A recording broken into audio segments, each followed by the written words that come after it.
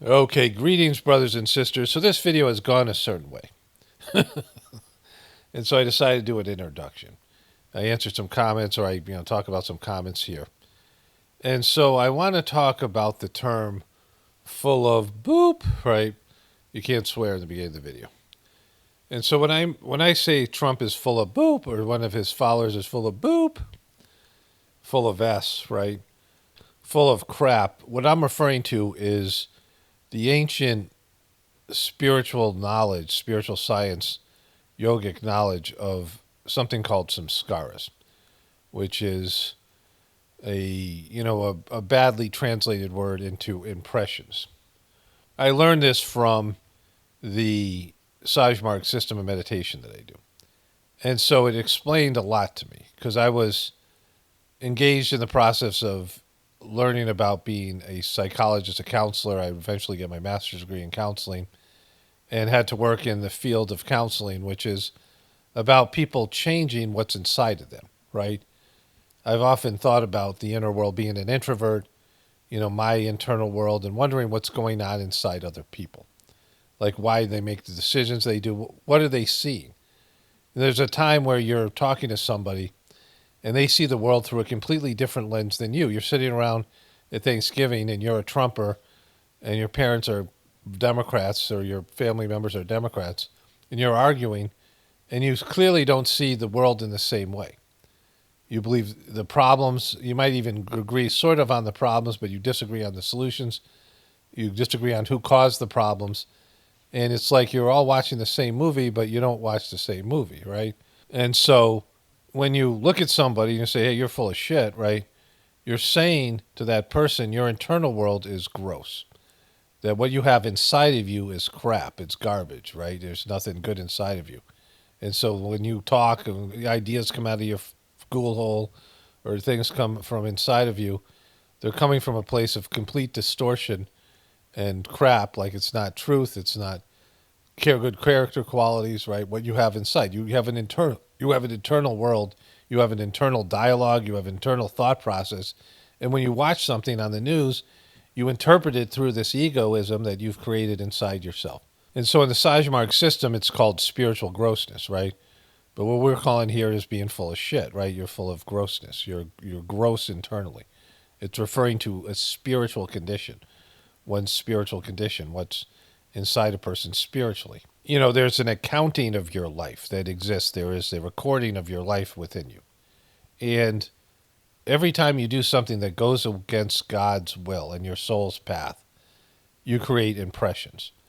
And there are even good things that you do that are, when you start thinking of yourself as the doer, like if you think of yourself as part of God and you're an extension of God in your soul, and not in a way that's egotistical, but in a real way, that you're connected to God and you're doing service for God and you're part of God's creation, and that everything comes from God and everything that you do, all your successes are because of God, and you're grateful for God for everything. You think about God all the time in a devotional way, and that without God you can do nothing. Without your soul, you can't exist. Without the spiritual essence that manifests your physical body, you can't even exist.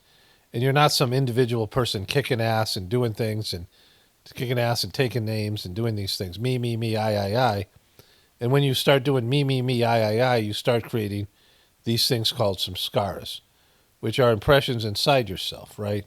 So we know about material consequences, right? Let's say you are supposed to go to work, and the right thing to do is go to work. And not that your job is great and it's part of God's world, whatever.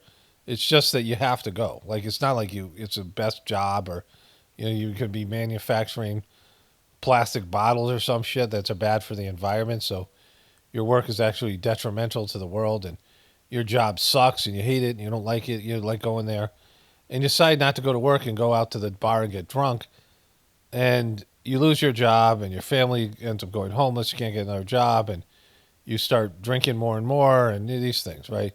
You become an alcoholic. You separate from your family. Your kids go into foster care. And not that your job was great, but it was your responsibility. And if you had asked your soul and God, should I go to work today or should I go get drunk, right? Your soul would say, well, are you kidding me? Like, of course you could go. You have to do it. You have to do what you have to do, right? But people find any way to rationalize bad decision and do desired-based things, and those form some samskaras, which lead to further distortion because the samskaras now are a blockage between you and your soul. They become like an energetic cocoon of beliefs and victim consciousness statements and whatever it is that's inside yourself, anger and all these things that exist now because you've gone against the will of God, like you've gone against your soul's path.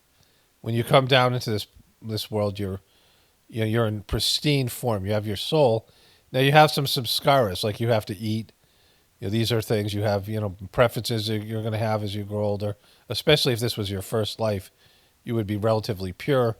But if this is a second or third or fourth life, you have some scars from previous lives, preferences, right, from previous lives, and there's grossness there. And some of these things have to be cleaned off. The manifestation of your grossness has to be cleaned off. These things have to be, lived, and then you have to choose to experience them with God, right? A person who does whatever God wants, listens to their, surrenders their decision-making process to the divinity within their hearts and their souls, stops creating grossness, right? So these samskaras are cleaned off. And so, when I refer to someone being full of shit, it's because they're gross internally. And their grossness distorts their view of reality, and they become corrupt, and, whatever they do, they just make bad decisions. And they make decisions that go in the opposite direction of the divinity within them. Maybe in this life, Trump is supposed to be doing what he's supposed to be doing. That's between him and his soul and God, and no one can really, you could kind of read it, but it's between that person and God. But he's not conscious of that. Like, he's not consciously doing that. And his manifestation of the gross, disgusting pig that he is certainly not of a saintly nature. And so he is a gross person. He's full of shit, right? He's full of, all this grossness because he's perverted he's made his bad decisions. We all have freedom of choice to make decisions, but they're really about the freedom to do the wrong thing. And if I have anything to offer here, it's because I've had years of cleaning through the Sajmark system. Some of it has been experience, like going through difficult shit that's helped clean, the grossness inside of me out, right? These samskaras. And then some of the cleaning process that we do individually, and they're done for us and to us by the preceptors and the master of the system, this cleaning that happens of these samskaras. And it's made a profound difference in my ability to see the world. Like, I was going through a tough divorce, and I was being sort of ostracized by the organization that I was in. The previous master had just died. My mom had just died. My kids, like one of my kids was cutting herself, and eventually she would lead to her suicide. I was in a disastrous marriage to my ex, who was, mentally ill and was, often threatening suicide. She cut herself, and she was somebody who grew up in an abusive situation, and she was like twisted and manipulative and really fucked up. And I was in crisis with my family in India, and I went through this massive cleaning. And when I came out of it, I was just like, I felt so much better. Like this process of living through this difficult time, and then also utilizing the Sajmark cleaning resources. And I realized I had a bitterness towards God from a previous existence. I had an anger towards God. And that all came up and was cleaned up in cleaned off in like an intense 3 or 4 month period. On the other end of that, my body, was producing more serotonin. Like, I'm happier now. Like, I don't know, I can't even explain it. Like, things went away, physical things like allergies. Like, I'm like weirdly healthier, and I'm fatter now. I was in great shape, and I'm more consistent as a person. I'm less full of shit, right? Like, you understand?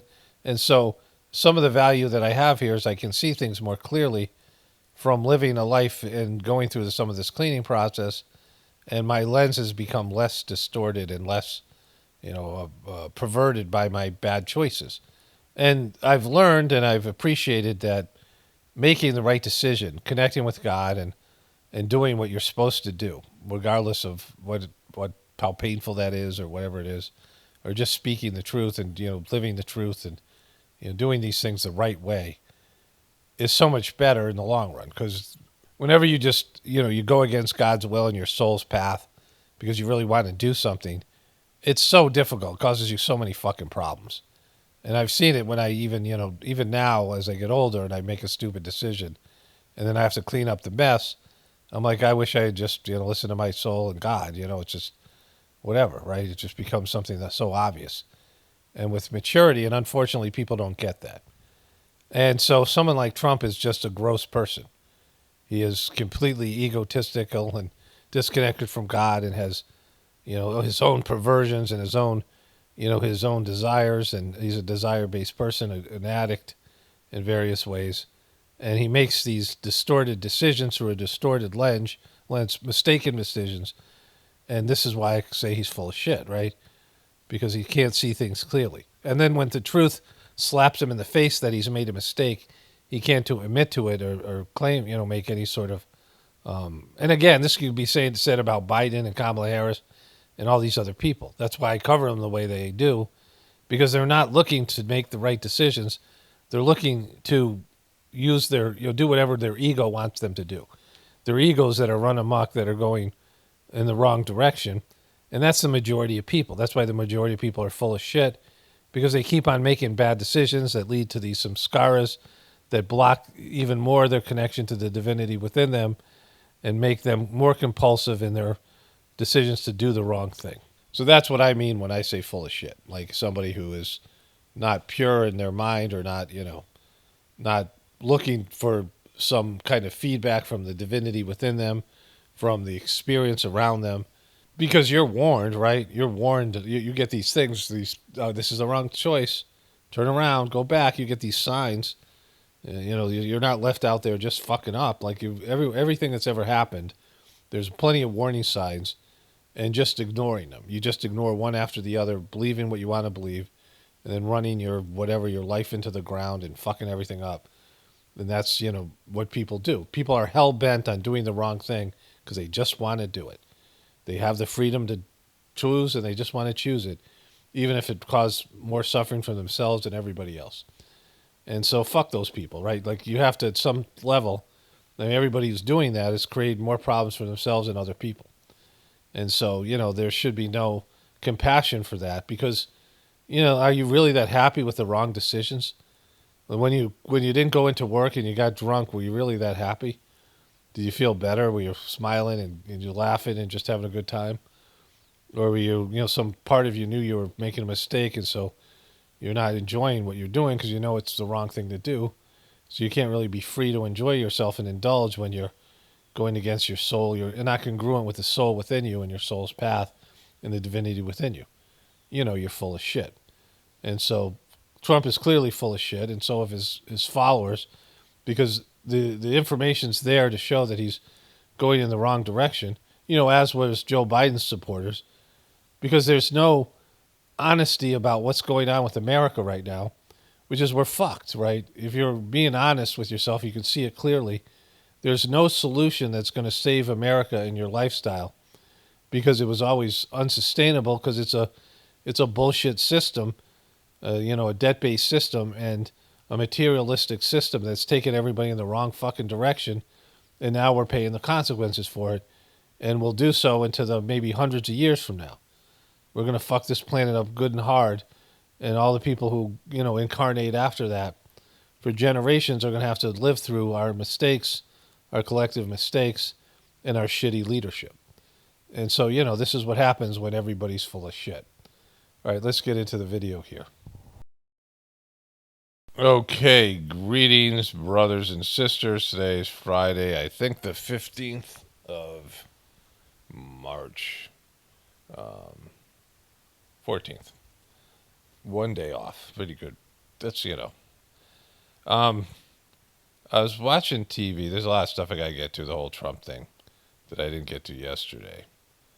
But I was waiting for my wife, and I was just flipping through the channels. I think this was on ESPN or something. I don't know. And it's a commercial for Farxiga. They're going to call it something else, but look, if you look at the word, it's spelled Afarxiga. So Farxiga is this made up word for this medication. So here.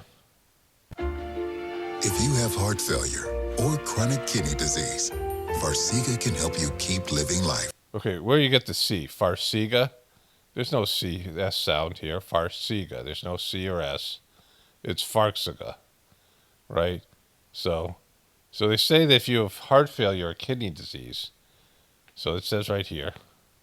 If you have heart failure or chronic kidney disease, Farxiga can help you keep living life.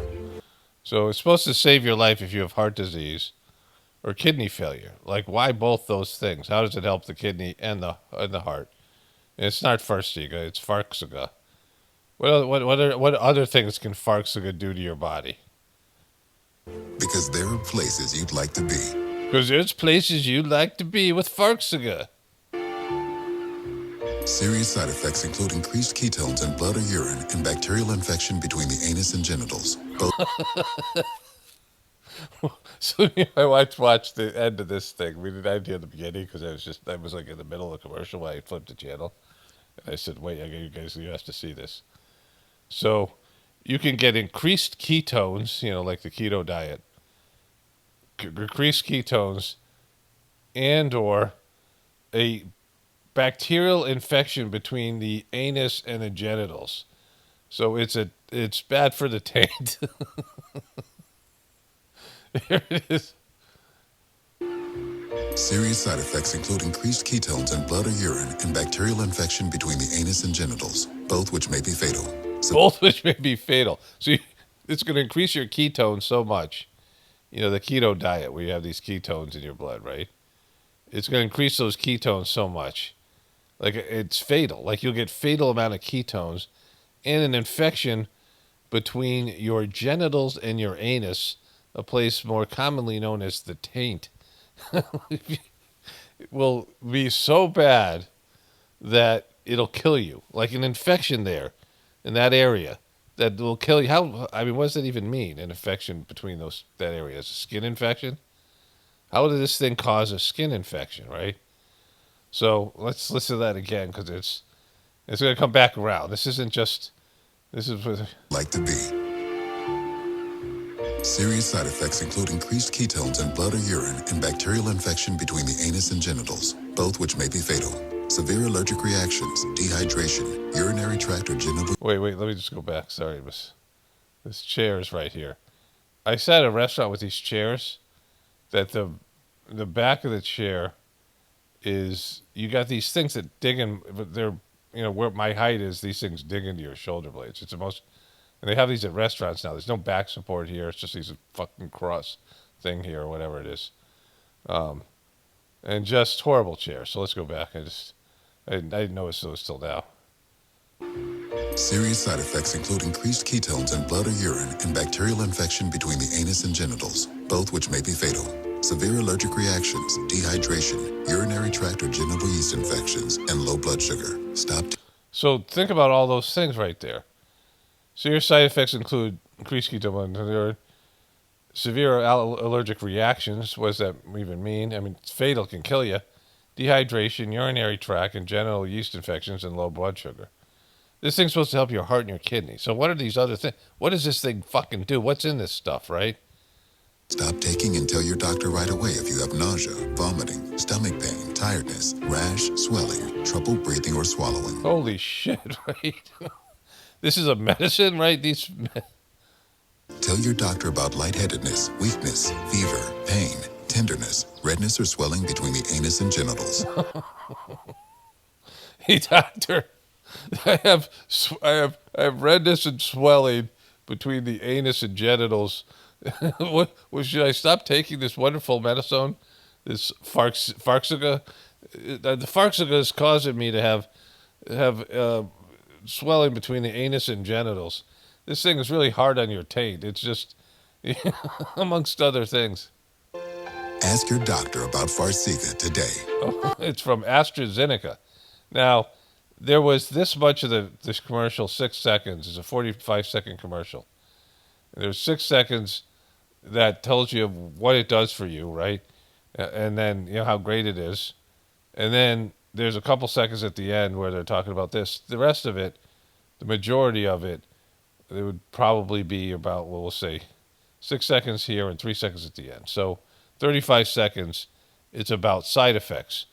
And two of the side effects are an infection in your taint area, also swelling and redness, and ketones that increased in your blood so much so you could die. So you can die from you can die from a taint infection or from ketones. And then there's all these other brutal side effects. And it's supposed to help your kidney and the heart, which is, weird stuff, right? And they're trying to call it Farxiga. And I don't see how is this making an S sound, the X? It's Farxiga. Take Farxiga. And it's just some made up word that's, made up word for a medicine that's really just devastating to your taint area.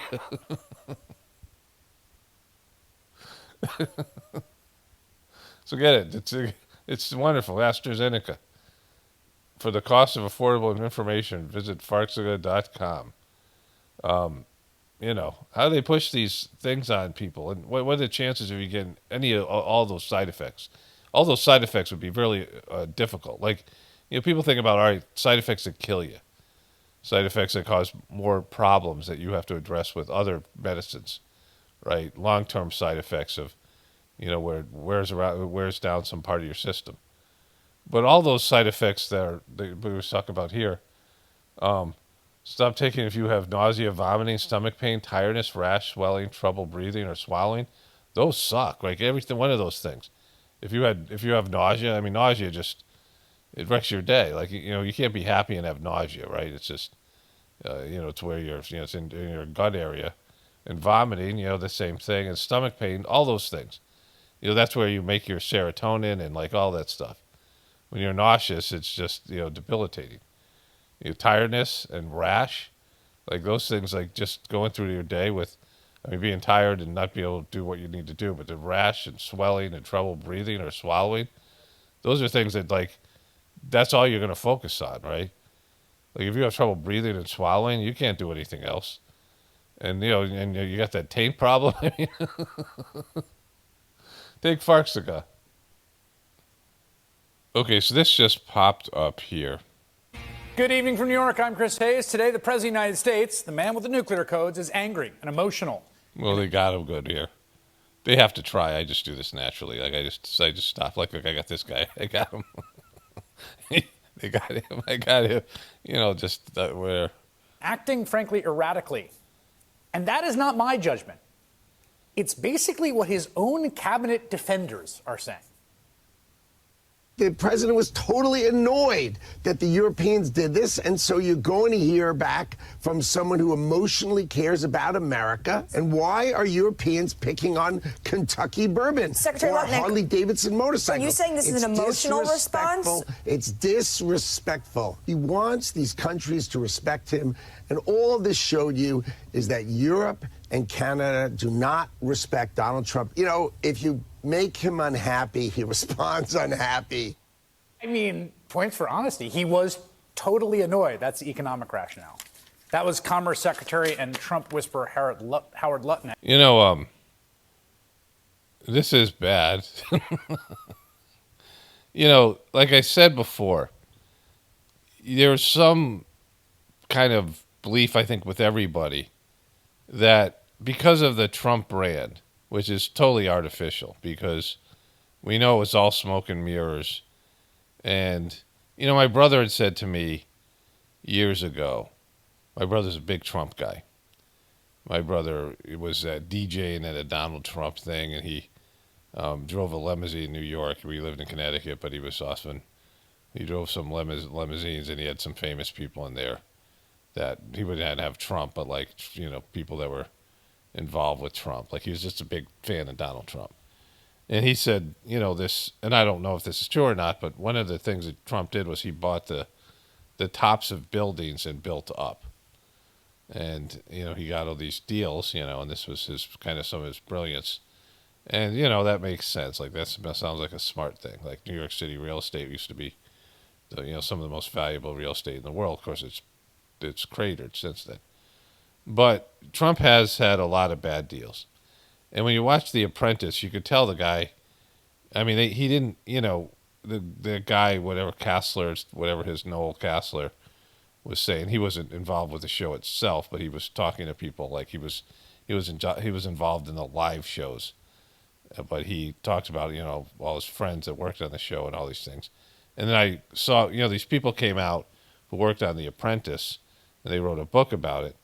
And Trump would just basically show up and read the script they gave him. And sometimes in the boardroom, he wouldn't be watching all the things you were watching. So he didn't even know what was going on in the events, right? So, like, he was on this show, and his reputation, his brand were on the line. And he didn't take the time to watch the little, put together clips that they had these, these challenges. There were two teams, and the teams would compete to see how, whatever they had some way of judging the competition for these business challenges. And Trump was going to fire someone based in that, and then based in the history of these things. And you could tell he really didn't watch them, which is just effed up, because this is his whole thing. He was making money. It was his brand. And he didn't even really know what was going on. And he would arbitrarily fire people. And then they'd have to recut the episode to make it look like his firing was justified. And it was sometimes hard to do because it was just, bullshit, right? The guy isn't very thorough. He's not thoughtful. And he doesn't have some great business sense. But people thought he did. Like, he's just so good at selling himself. And like I said in my last video, now we know he's just like throwing shit up against the wall like a monkey. There was this reality show. It didn't do very well, but I thought it was quite funny, where there was a fake billionaire, an actor, and he would go back, and there was a monkey, and the monkey would pick between two people, and he'd fire whoever the monkey told him to fire. It was not a monkey, it was a chimpanzee, an ape. They're different. Apes don't have tails, by the way, just for people who are interested in that kind of thing. But, Trump is just some big frickin' red-haired orangutan throwing shit up against the wall and wondering if it's going to happen. And when it doesn't happen, he gets pissed off because he's very fragile psychologically, which, that's the narrative that's been put together by various people out there. And we've seen it, right? He doesn't do well when he's criticized. He's got thin skin, but he's always provoking people. Explaining how the president is just completely shocked that the trade war he launched out of nowhere for no reason against America's closest allies, Canada and the European Union, is suddenly blowing up in his face and threatening to tank the U.S. economy. You might have seen today's stocks continued their impressively downward fall amid fears of higher prices from Trump's tariffs and threats and the air of uncertainty that hangs over everything. The S&P 500 fell below 10%, below its all-time high, raising concerns among investors. A sell-off might be happening soon, although it looks like it's already happening. This NASDAQ is already in that worrying territory. I saw something where egg prices had stabilized or were going back down, because egg prices seem to be the big thing for people. But if you know anything about chickens, like our chickens just started. Our chickens, the youngest chicken we have is like 3 years old. They usually kill chickens at 2. Commercial, whatever they are. My wife and I are going to get some chicks, the next, whatever it is, next Wednesday, I guess. And, we haven't had chicks here. My wife used to get chicks every year. We haven't had any chicks here in 3 years, and we're down to 8 chickens. And they're starting to lay now, and they'll lay through maybe May, and then the summer starts tailing off. And by the winter, they're not even laying, especially the older chickens. The older chickens lay bigger eggs and less frequently. But in the spring, chickens just lay eggs because it's, it's maybe different for these ones that are factory farms. But, it's, any of the chickens that have access to sunlight outside, and then when it gets warmer, they start laying in the spring. That's when, birds will produce eggs. And so there's things like that they don't even consider when they're talking about stuff like that. Like, people don't even know, basic information about livestock, right? So egg prices are going to go down for a little bit because there's going to be more eggs out there. But, especially these these free range eggs that you get, and eat free range chickens, these expensive eggs, the ones with the darker yolks, you can tell are better. But anyways. Dow Jones was on track for its worst week since that string of high-profile bank failures in 2023. Again, all of this is happening not because banks failed or Russia invaded Ukraine or some huge macroeconomic structural thing happened. No, it's happening for literally no reason whatsoever other than Trump picking a fight with our neighbors and our neighbors fighting back. And Trump is big mad about it, throwing out new threats of massive tariffs and annexation of foreign territories in a vicious cycle of escalation. Yesterday, Canada and the EU responded to Trump's tariffs by imposing new taxes on U.S. exports, including on signature American products like whiskey and motorcycles. When Trump heard about that retaliation, he basically lost it, made this totally unhinged social media post in the middle of the night, quote, "The European Union, one of the most hostile and abusive taxing and tariffing authorities in the world, which has formed for the sole purpose of taking advantage of the United States." How fucking narcissistic Trump is. That's hilarious.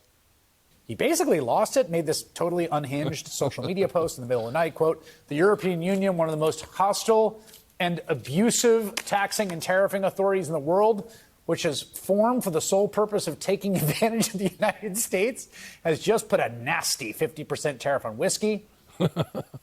That's wonderful.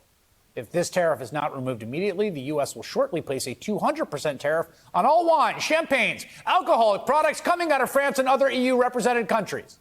This will be great for the wine and champagne businesses in the U.S. That was at 8 a.m., I should know. Now, so, just he's tweeting about it in an arbitrary way. He's reacting emotionally.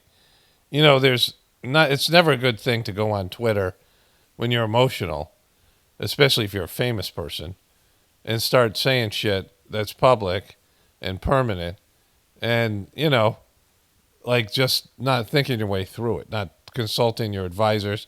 Well, what'll happen if we put a 200% tariff on European alcoholic beverages, and how is that going to affect things coming back to us, right?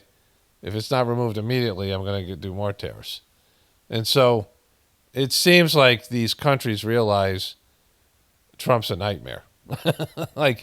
And more so than before, and for them, and it's like he's got a new toy called this tariffs, and he's not thinking his way through, and he doesn't know what they can do back, right? They're probably coming together with research and looking at how to undercut his base, right? Because it was already the bourbon, all these. If you go down, if you're driving through Kentucky, they have these bourbon highway, which I've been down a few times, and there's all these bourbon distilleries. It's bourbon's made specifically. It's horrible stuff. I mean, I don't drink alcohol anyway, but I remember bourbon's just nasty whiskey. It's something specifically America does, makes, and the bourbon industry was already getting screwed by the Canada thing, because I guess they drink a lot of bourbon there or something. I don't know. My wife was telling me about this. She was hearing it from whatever. This was already 2 weeks ago. I actually mentioned bourbon already. And, they were already being screwed by Trump. And they went to Trump and say, "You're killing us." And these are, Kentucky and some of these states that are red states. And they have these industries, where it's a big deal. It's a big, market there in various places. There's multiple of these famous bourbons that are there. And, these, you're driving through this, horse land with these horse ranches. And they see these places, there are these bourbon distilleries, these famous brands, right? This is where they make it. And, it could be employing 5,000-10,000 people. They're going to have to lay people off, already. We're suffering from the inflation that's getting worse because of the, Trump tariffs, right? And it would be one thing if he was pinpoint and meticulous and researched and, he had a plan. But he's a frickin' orangutan throwing shit up against the wall. We know this now, and we should have known it before. I have always known it because I watched it on The Apprentice. And it's funny. He's funny. He's funny when he does it, but it's completely arbitrary. He's not this genius businessman, that he thinks he is, right? he buys into it, and he gets other people to buy into this idea. With their, you do any research about Trump, you see him on The Apprentice, you do any of this stuff, realize the guy's an ass clown, like he's an idiot, like he's just, he's not good at this stuff. He's not some wonderkin, right? He's just a moron. But like this idea that he's somehow great has been, bought into by so many people, and now he's showing you everyone like he's full of shit, right? U.S. does not technically have any champagne businesses. We are the biggest market for champagne, many other French wines. Trump is threatening a tax at such a high level, the price of a bottle of wine would essentially double, again, for Americans, right? Americans are going to pay that. Everybody who understands trade understands this is insane. I think even people who don't understand trade understand this is insane. It was a point that... See how happy he is? He's chuckled like 4 or 5 times because they want this, America failing and Trump making it fail makes them happy at MSNBC. Like, this is how bad it is. Like, it's hard to imagine how bad this is because what was great about Trump's first term was how miserable these people were. This lesbian dude here. There was a Saturday Night Live made it like he was Rachel Maddow, which I guess is kind of a funny joke because they're turning, because America, was turning on MSNBC. They're not watching it anymore, and so which is all this stuff. But that election night, when these guys were all melting down, when Rachel Maddow was melting down, all this other people, they were flipping out when Trump was president. All those Hollywood celebrities, that was the best part of it. They were freaked out, right? And, Trump did okay. I don't think he did badly his first term. He got worked on COVID and Operation Warp Speed. Those were horrible. But everything else, there was no, it stayed status quo. The economy got better for a little bit. Not really because of him. It was short-term things. He deregulated everything, which was going to lead to bad stuff later on. Because it's, all the regulations were put in on the banks and Wall Street. Trump's handlers are Wall Street and big banks, some of the worst people, and that's who Trump, they were his handlers before he was president. And so, it was whatever it was, right? But now he's fucking the country so bad and he's screwing up so badly. These guys are giddy. I showed you this already in multiple videos. They're like celebrating. Understand this is insane. It was a point that even Emma Tucker, the editor of the very right-wing Wall Street Journal, made this morning.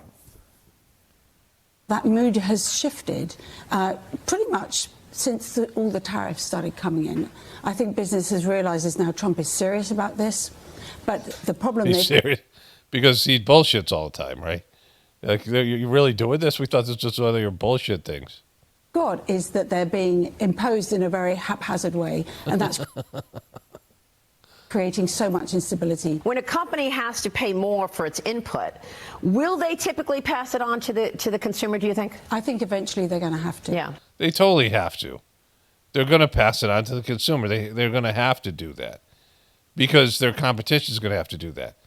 And so, businesses don't keep their prices down. If they have more expenses, these businesses, I know some of this stuff personally, from, relationships I have that, these are things that are happening out there in the business world.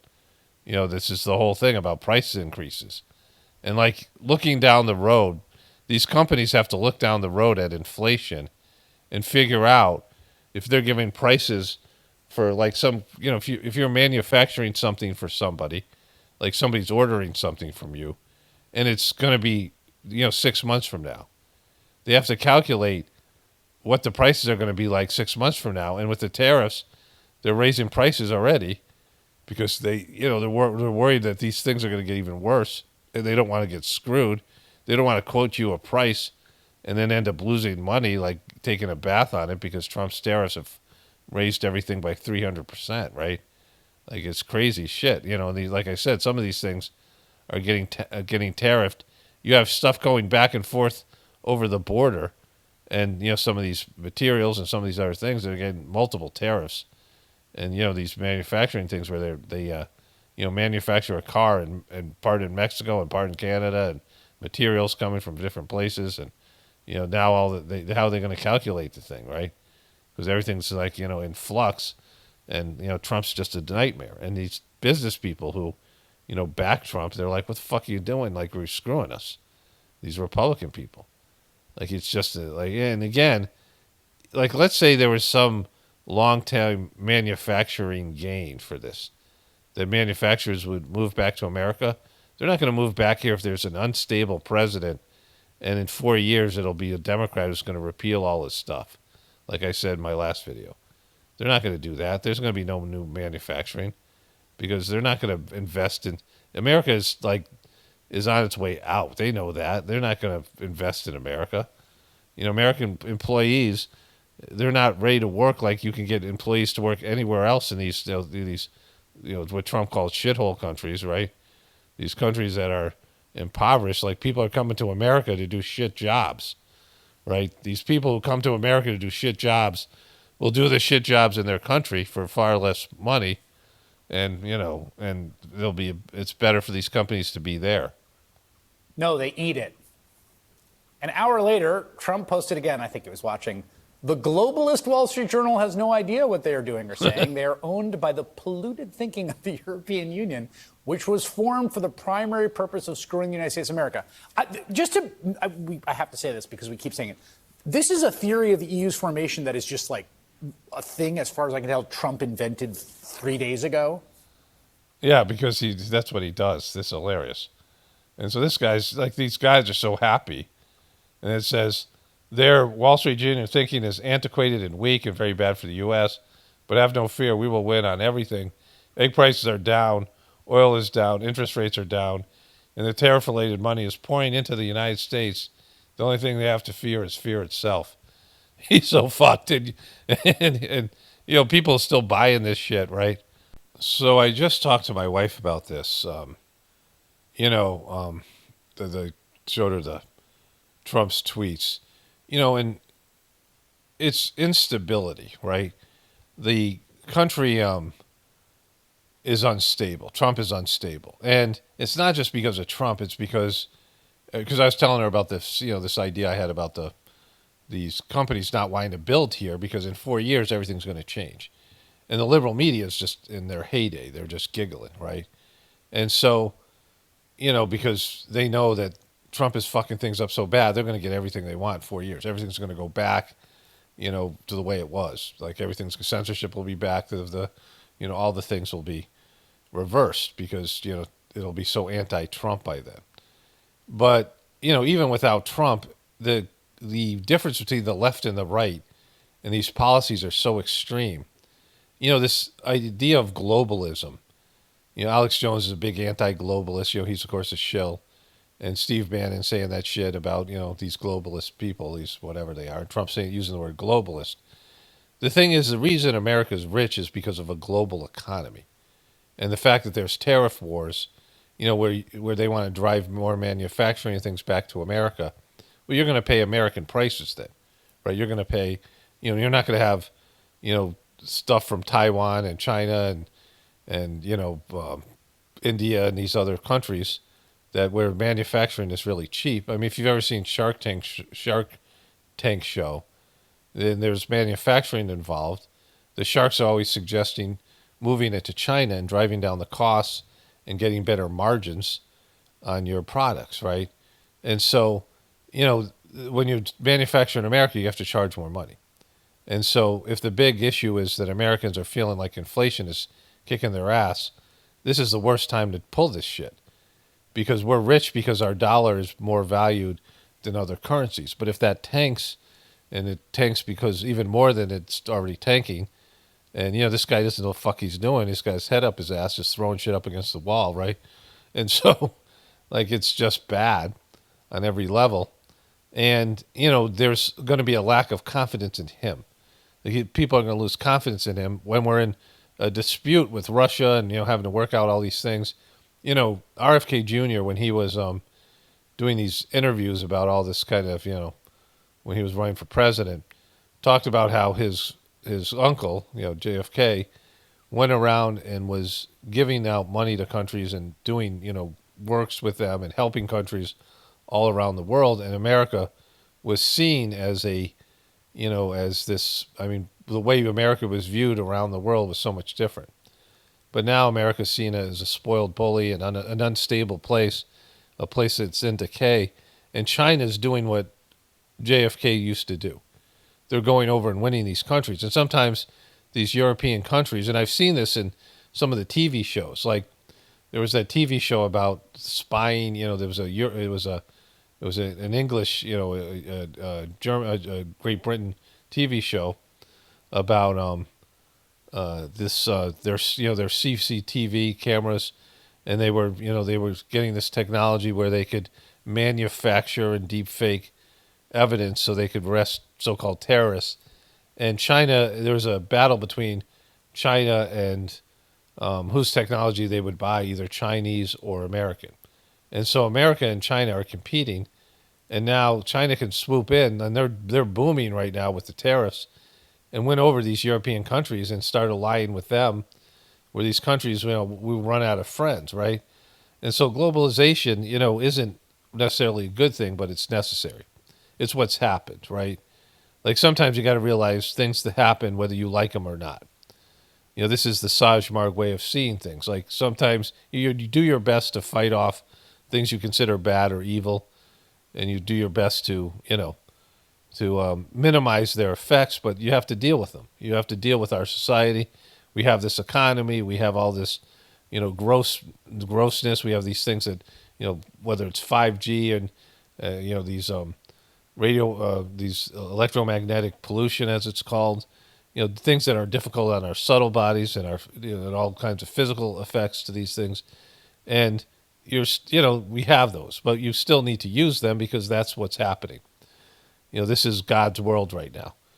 It's a mess, but we have to deal with the mess, right?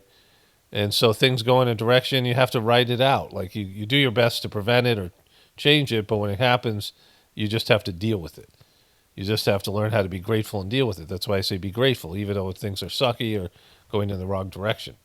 And, with this stuff with Trump, he's just like a petulant little boy who thinks he's going to bully people, and he's in a weaker and weaker position.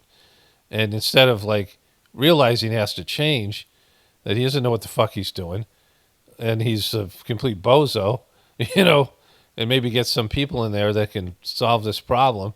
And even if they're not good people and they're globalists or whatever you want to call them, they're going to help stabilize an unstable situation that he's created. But he's not going to do that because he's fucking Trump, right? And the more he gets criticized, the more he hunkers down and locks into what he's doing because he just wants to prove everyone's right. He's going to run the whole country in the ground, and then he's going to blame Biden because he can never be responsible for his own mess, right? And, and the people who are controlling the system want this. Everybody wants America to tank. Like America's days are done. Like it's the end of an empire. It doesn't last forever. And they don't want the American people. They can't. The American people can't be guaranteed a lifestyle that they think they're entitled to. That's what this is about. Your lifestyle is out of stock. For all the reasons I've pointed out and other people have pointed out, because it's a debt-based economic system.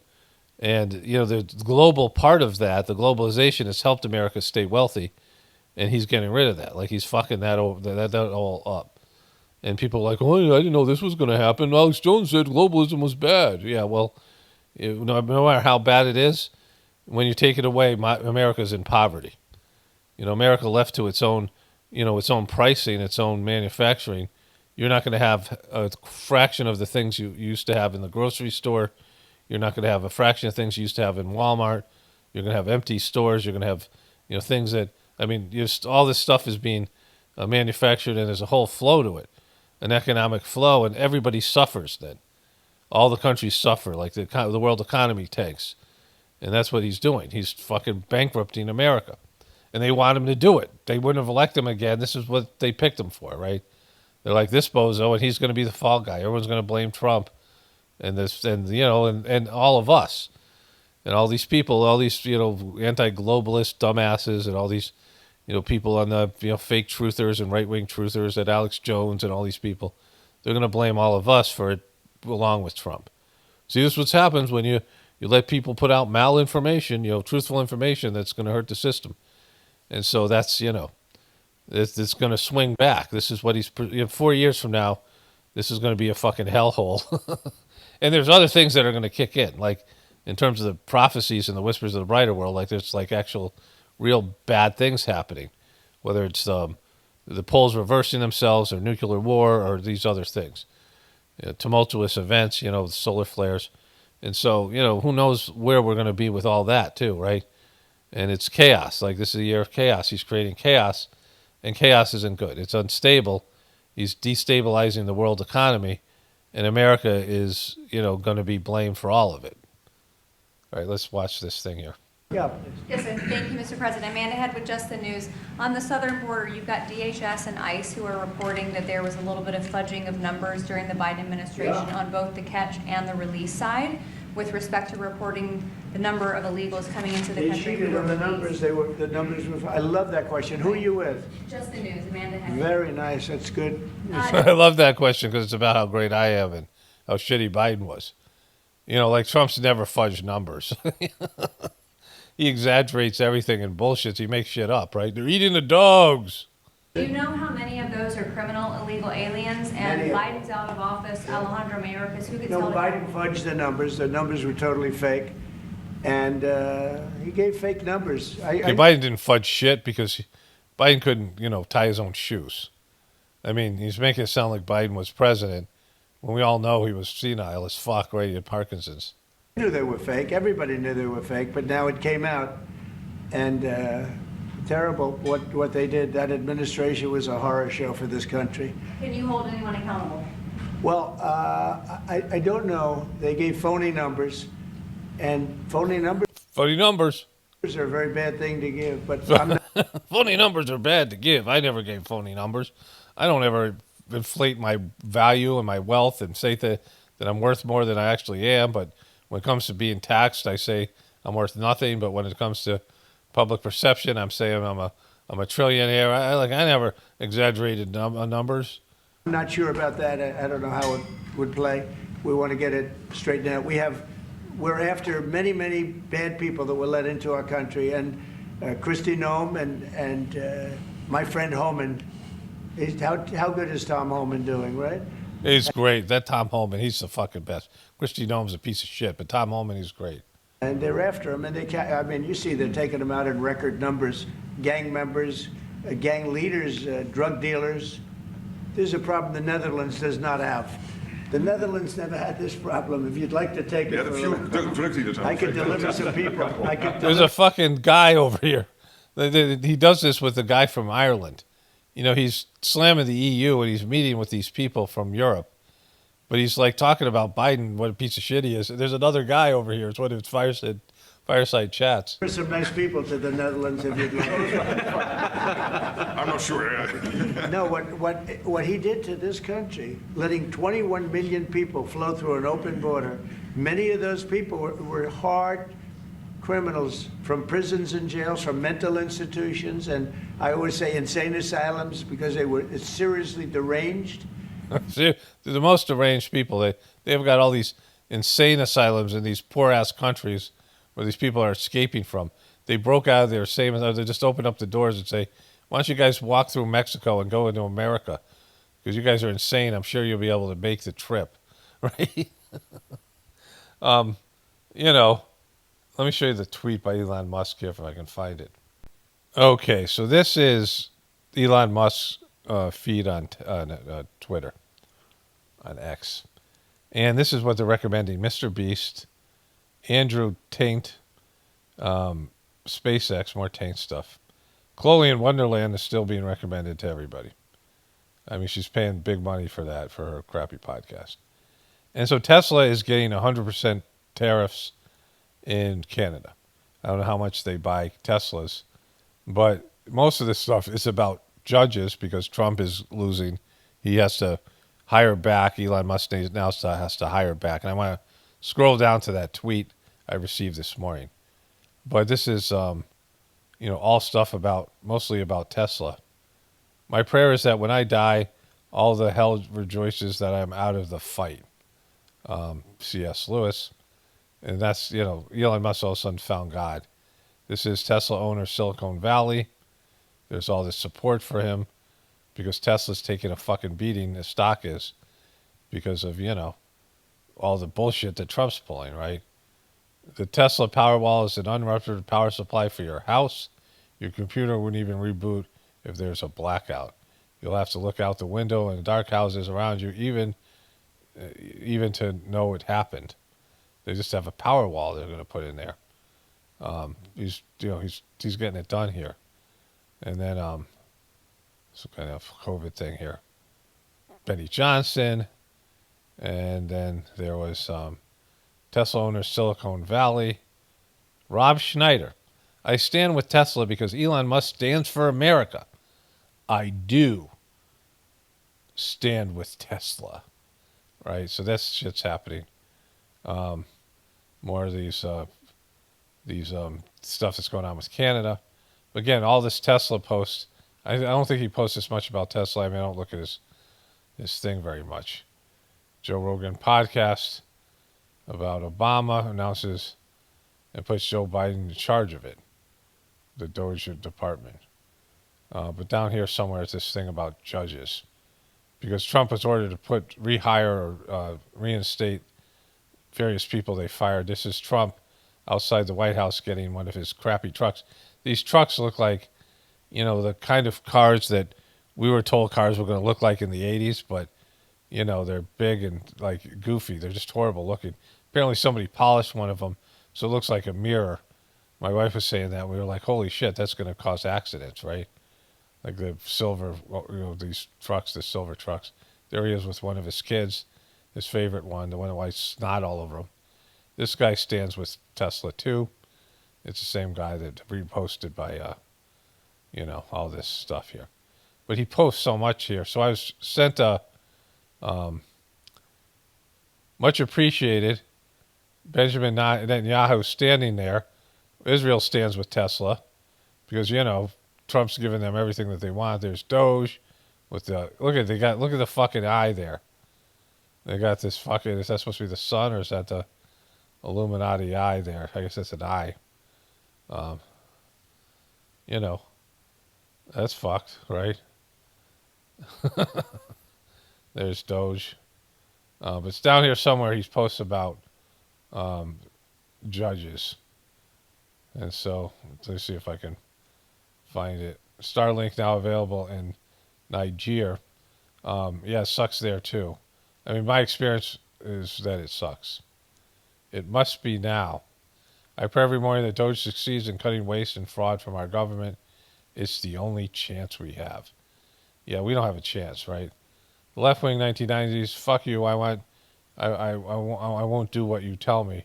Left-wing 2020, fuck you, do what they tell you. So that's the libs of TikTok. Guinness Book of World Records for some reason. I think that's a paid post. And this just keeps on going here. I got to find the frickin' the tweet here. It's about the judges. I hope I didn't pass it by. It must be done. Here it is. It must be done. It's time to impeach activist judges. We must impeach judges who are grossly undermining the will of the people and destroying America. It's the only way. They're going way past the violation of the separation of these various powers and the checks and balances, right? And whether you like what they're doing or not, I mean, this is also the censorship that Trump is pushing and all the rest of it. Like the same stuff that everyone was whining about that the Democrats were doing to all of us, they're now doing. And, judges being put there, even if they're Biden judges, they're there to create some sort of a buffer, some checks and balances and some kind of, some things that are going to stop Trump from doing what he's doing, right? Some hindrances, right? Some obstacles. So Trump just doesn't walk through and just wreck the fucking country because Trump's acting like a complete dictator on day one. Like, I didn't think that was going to happen. I thought that was just some bullshit thing that Trump said. But now it looks like it is happening. Like, it's happening. And it's just a matter of whether they can, control him to some extent. And, the powers that be are backing him. They don't give a shit. Like, if America is, they want America. Like I said, they want the country to collapse. And so, this piece of shit here, this weird motherfucker, Like, these are not good people. These are not good men. These are billionaire hoarders. Well, Trump is, wannabe billionaire. But Elon Musk is a legitimate billionaire that got there through American subsidies. He's not even like an American citizen. There's something that his Gronk thing, his Gronk thing, it said, my wife sent it to me, see if I still have it somewhere. I don't think I pulled it up. But, it was talking about him. This is his AI. And saying that he isn't born in America, like it's coming up with, it's disputing his citizenship and stuff like that. And so that's Elon. So this is the witch-looking Marsha Wallace, or Nicole Wallace. Used to be she was a handler for Sarah Palin when she worked for John McCain. And she's got this weird 80s hairdo, and she's like really one of those depressed, low-energy people, right? Just always depressed and bummed and, all of it. Watch her. But she's now happy as fuck, right? What the conservative-leaning Wall Street Journal has called the, quote, dumbest trade war in history, has put Republican elected officials between a rock and a hard place, politically speaking. Look, this is her being happy. This is her happy place. A problem stemming entirely from their relentless blind loyalty to Donald Trump and all of his inane policies. On one side, a president who lives on Earth 2, seemingly undeterred by the damage his tariffs are doing to the American people and the American economy. Undeterred by the markets tanking again, the Dow falling about 500 points today. Donald Trump. This is from yesterday. Today, threatening to put everyone's favorite bottle of wine out of reach for most people's budget, threatening a 200% tariff on wine and liquor imported from Europe. That is in response to a retaliatory tariff from the European Union. Tariffs on steel and aluminum imported from anywhere in the world went into effect last night. Trump telling Americans, we don't need that stuff Canada sells.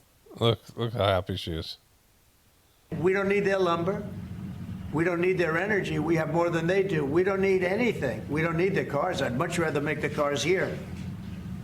And there's not a thing that we need. Now, there'll be a little disruption, but it won't be very long. Okay, so how long? Like, you didn't want to, you criticize Biden for fudging numbers. Again, there's some fucking foreign leader over here. Like, this is him dealing with this shit. Like, there's some guy he's supposed to be meeting here with a fireplace with no fire. And he's, meeting with this guy. And he's talking about this stuff that's not true. Because America can't, globalization is where the system's rigged in our favor. Like, all these people whine about being globalists and how America's giving away all this stuff. It's rich people benefiting, of course. But the American dollar having significant more value. When you go to these countries and you convert the dollar into their currency, you're a wealthy person. You go to India and some of these other countries. You go to Europe and you're like, holy shit. I can't believe how expensive everything is. Everything's like twice as expensive in Europe because their currency is valued higher than ours, right? So that's why we don't buy European shit for the most part, because it's really expensive, because their currency is valued more than ours is. And so, this is the rigged system. It's rigged so that we can buy other people's products because they're slave labor, the people who are so impoverished, they'll work for $1 a day. This is how it works. This is why you get cheap shit. And if you want prices to go up, then you get rid of globalization. America can't sustain its own. There's a reason why it's cheaper to do things in other countries, and why the manufacturing is moved to these countries. And you can get rid of that, but everything's going to be way higher in price. And people make money. Rich people make money off of it. They always find a way to make money off any of these things. And Trump will rig the system for his buddies, but it's going to hurt you like it just is. And he isn't, I don't know, it's going to be tough for a little bit. Well, people aren't going to sit back and they're already freaking out about what it was under Biden. And when things are worse under you, they're not going to have patience with some dumbass thing they don't even understand. And if they do, they realize this thing's fucked because the tariffs get passed on to them as consumers. But they need us. We really don't need them. And we have to do this. I'm sorry, we have to do this. Said no one. The United States She's so happy. Imports 30% of our lumber from abroad, mainly from Canada. 60% of the oil that runs through American refineries is from abroad, again, mostly from Canada. And Canada is the third largest source of cars that are imported in America by Americans. According to Trump, we don't need you, Canada. It's squeezing Republicans on the other side of Trump because their constituents live in reality and the basic facts of life and the laws of economics, and angry and frustrated American voters who have been promised by Donald Trump and those Republicans that the price of everything would go down.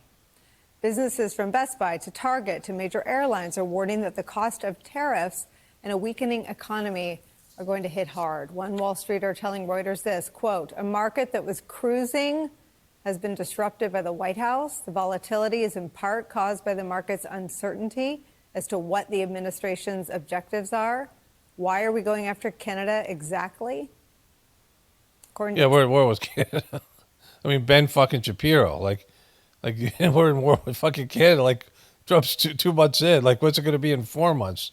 Like, I mean, you know, I nailed it with the year of the chaos. Like, I had no idea what this was going to be. I'm like, I don't know, chaotic, and like it was just sort of a, well, that makes sense, you know. Like, I mean, these things are anything that I say, you know, any of these words that I use, ghoul or the year of the beast. I mean, they could apply to any year, but it's fucking chaotic. I mean, it's just going to get worse. I had no idea. Like, this was. I mean, who could have predicted we'd be in this war with Canada? Like, we heard the tariffs, but no one thought it would be like this, right? Like, you know, we overestimated Trump's ability to be, you know, mentally competent. I mean, he's older now too, and he's always been a fucking rash, impulsive. I mean, he's an absolute joke, and now he's going full Trump. Before, he had other people, you know, he had Washington D.C. insiders in all these cabinet positions, and they wouldn't back what he was doing. They wouldn't let him do these things, right? And he fired some of them, but still, you know, he didn't have the support in Congress. He didn't have, I mean, he was just, you know, in a much weaker position. He said it himself on Joe Rogan. So now he's got all these people that are full Trumpers, and none of them are telling him, like, what a piece of shit he is, even in a nice way, and how batshit crazy this thing is. And he just, you know, is hunkering down because that's what he does. And he's, you know. Trump administration officials, people like the Agriculture Secretary Brooke Rollins of Get a Chicken If You Think Egg Prices Are Too High fame. It's all part of their plan. Listen. But, you know, they were killing chickens, and Trump went along with it. They were killing healthy chickens, right? It's a huge, to those of us who own chickens, you know, it's silly. Diseases just don't pass on from animals to human beings. Remember that bullshit pangolin and bat theories and stuff that happened with COVID? It's very rare. And so this was, now they want to, you know, give these, Trump wants to give vaccines to all these, you know, various animals and things over this stuff. And that means it's going to get, if they're anything like the human ones, they're going to be passed on to you through the food, right? You have J.P. Morgan now saying a recession is up to a 40% possibility.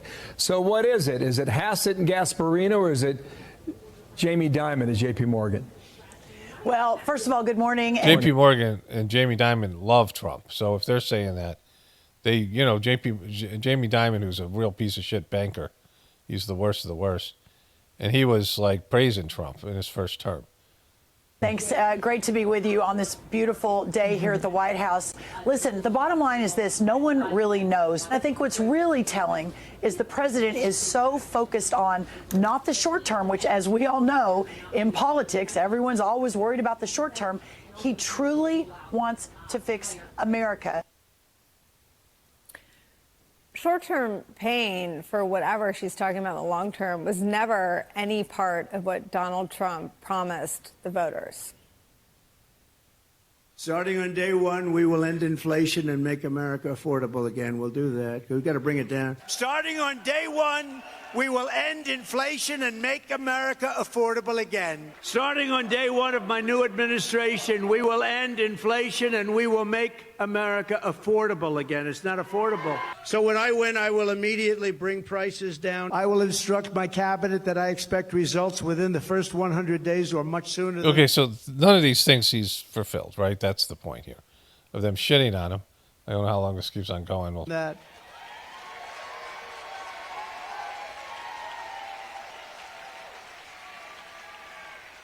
I would say the first 7 days is fine. It was in every speech. It was usually the biggest applause line. Every day, everywhere he went. Day one. Now, the yawning gap between what Trump promised as a candidate and what he's doing as a president is starting to cause heartburn among Republican electeds. Senator Mike Rounds tells NBC News this, quote, "Look, this isn't the way I would do it. I think they want to try something different than from the previous administration, but they've got to show some success fairly quickly." See, this is like not success that they can show. It's success that wouldn't be there until after Trump's 4 years. Like manufacturing, moving to America, I mean, that takes a while to move all of it and then hire everybody. You're building factories. And why would you do that if you're manufacturing things out of steel like cars? And America is going to be a very expensive place to purchase those things. Because even if you buy the steel from America, the prices are going up because there's no competition. And so anything that they need in terms of the stuff that they need to build things it's fucked. Like, it's not going to work. Like, it's something it's already happened. Globalization's happened. And, this idea that you can somehow do everything in America and make us like some sort of self-sufficient type of situation, that's not possible. All the foods that, in the winter, you can't grow fucking produce. Like, some of it in these hot houses, what it costs, these greenhouses and things like that to grow food in places that are enclosed in the winter. You know what the price of that shit's going to be, right? So the produce is not going to be there. You're going to, half the produce will disappear even more. If you look at where the produce is grown. It'll be, priced so expensive that you can't afford it. And so, none of these things, the details don't matter to Trump. And they don't matter to most people. The fact is that we're going to be fucked, and Trump's going to have to reverse these things anyway. But there's only after a good fucking has happened. And, the prices, they don't have to bring them down. The companies and the corporations and these various players, they devalue the dollar, and all of a sudden, inflation just keeps on growing despite the tariffs being repealed. I mean, he doesn't know what the fuck he's doing. And his dumbass supporters, I read a bunch of their comments, like there's nothing that they'll even listen to, even though they're being fucked right now, right? Complicated. Thank you, Mr. President. A representative of Canada, the finance minister, are in town and will meet members of your administration during the day. Any chances that you will ban on the tariffs on aluminum and the ones that are planned for April 2nd? No. You are not going to change your No, mind? I'm not. Look, we've been ripped off for years, and we're not going to be ripped off anymore. No, I'm not going to bend. We're not going to get screwed up.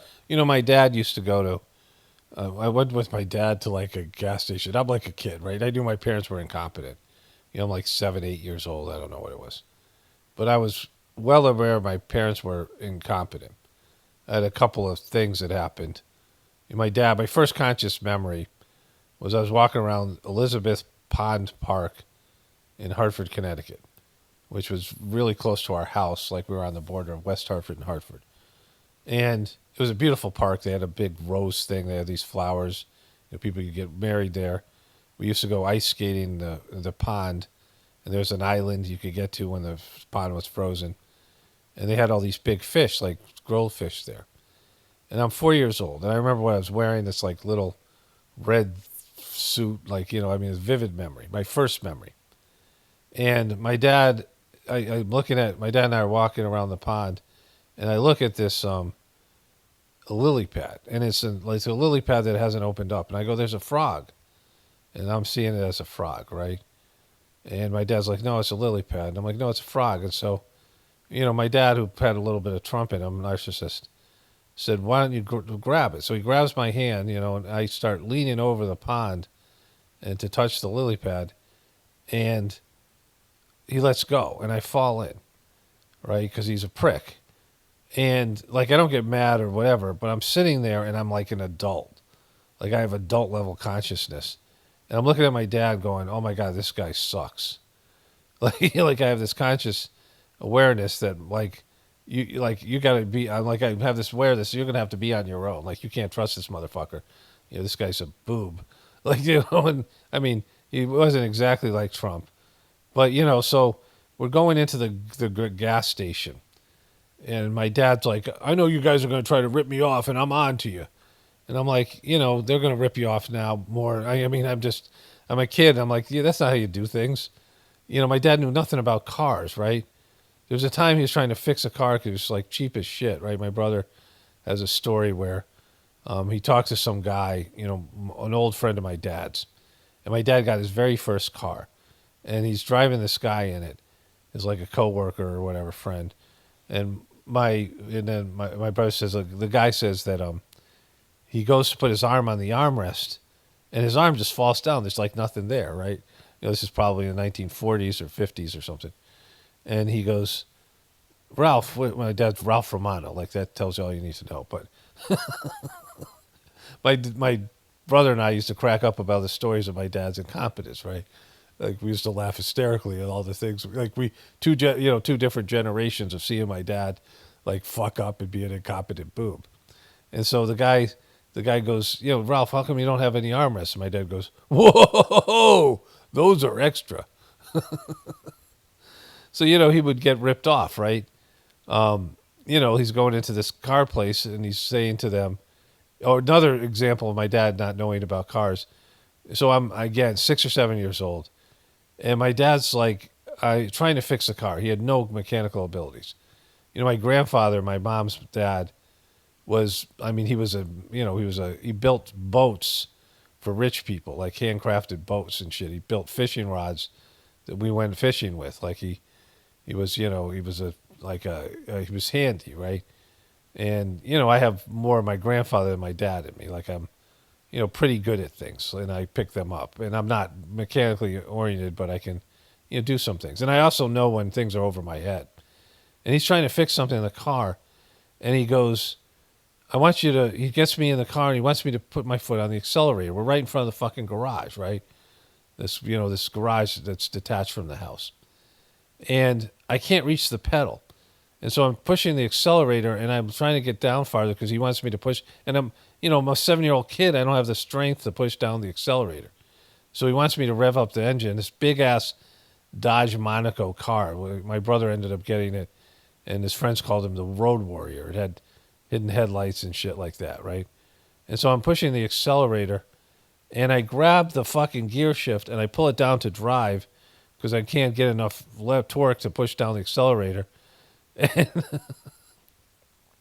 And my dad, and so the car just lurches forward. My dad's fucking right in front of it, and he's fat and fucking whatever. He jumps out of the way. And I luckily somehow just put my foot on the brake. Like I mean, I don't know how to drive. I don't even know what the difference is. I don't know how that happened. But I would have rammed the thing right through the garage wall. I could have been hurt. I mean, the whole thing. Like, he's just a moron for a guy who couldn't fix shit, right? And so this is like what Trump's like, He doesn't know how tariffs work or how they're going to work out, but he doesn't want to admit that he doesn't know shit, right? He's incompetent. He's a mental boob. Bend at all, aluminum or steel or cars.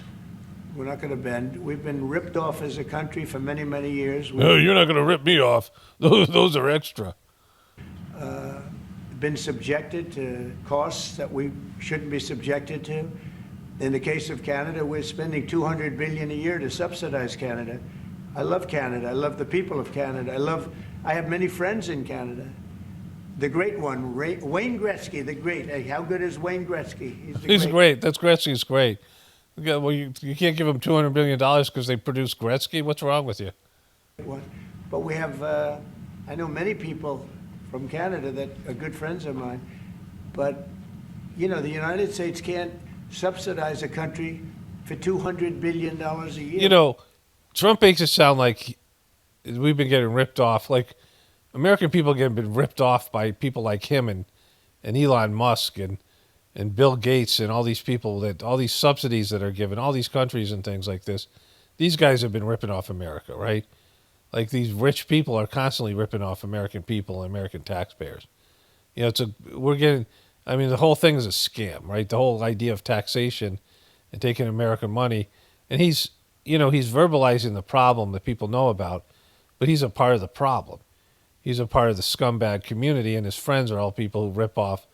They rig the system in their favor, and they use the collective wealth for personal gain, the collective taxpayer money, the collective input of people's hard-earned money for their personal gain. That's what being wealthy is all about. Give up your fucking money, then, you piece of shit, right? Give up your $2 billion deal with the Saudi Arabians that your company got because of being a president before. The other thing about this is he likes to save face, right? So some of you guys know what happened with the Sajmarg organization when this guy Dodgy, he changed his name. He wanted to be called Dodgy, something he made up himself. It's an affectionate Indian name, but also Indians speak, English, from England, and Dodgy means scummy, means disreputable, right? It's to be a scumbag or whatever, sketchy, and he changed his name to this, and so my kids had a friend, a kid that they hung out with, a kid that they knew, right? When they stayed in India, there was a family. There's a woman who wanted to homeschool her kid, and he maybe was struggling a little bit in school, but he was a great storyteller. He was a funny kid. I saw this kid.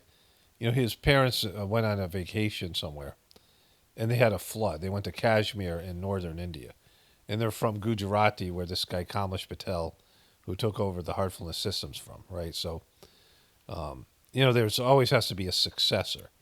In the Sajmark system, everyone wants the essence, like in Christianity, if Jesus, the Christ, could have transmitted his condition and merged into Peter, where Jesus' soul now lives in Peter. This is the idea that popes, were supposed to be this, but it didn't happen. That the essence of Christ exists now in Peter, his successor, and then Peter would pass that on to the next pope, and then they go all the way till where we are today, where the essence, the energy, would be passed from one person. The soul of Jesus would be, the soul would be elevated, merged in the disciple. Like, this is something that every spiritual organization wants to achieve. In the Sajmarg, it was something that was done for the first three masters. But then they had this guy, Kamlesh Patel, who the work was done, the spiritual work was there. He just rejected it because he's really stupid. He's a moron, and he's just kind of goofy. And he got stupider. And there was this kid, this homeschooling kid, that was from the region, Gujarati, where they do a lot of business, right? And this kid went to vacation in Kashmir, where they have conflict with Pakistan, but it's a beautiful area. And they had a flood. And he was telling these stories, like this kid's telling these stories to like Europeans and American adults. He's like a 12, 13-year-old kid. And, we're all listening to this story. And he's a great storyteller. He's like, there's dead bodies in there, and someone took a dead body and they put him on the hood of a car, and his arms unfolded like he was like Jesus on the cross. And he's like telling these stories on like this building's collapsed and this stuff. He was there during this period of time. His parents were supposed to be on vacation. They hadn't gone on vacation in years. That was like their first vacation, because usually they spent their money to go to gatherings that we had in the spiritual thing, right? And so the kid was this, he had this charismatic personality, but he was a known bullshitter, and my kids all knew he was a known bullshitter, and he was close to my youngest son's age. And this kid ends up learning about this this midbrain activation scam.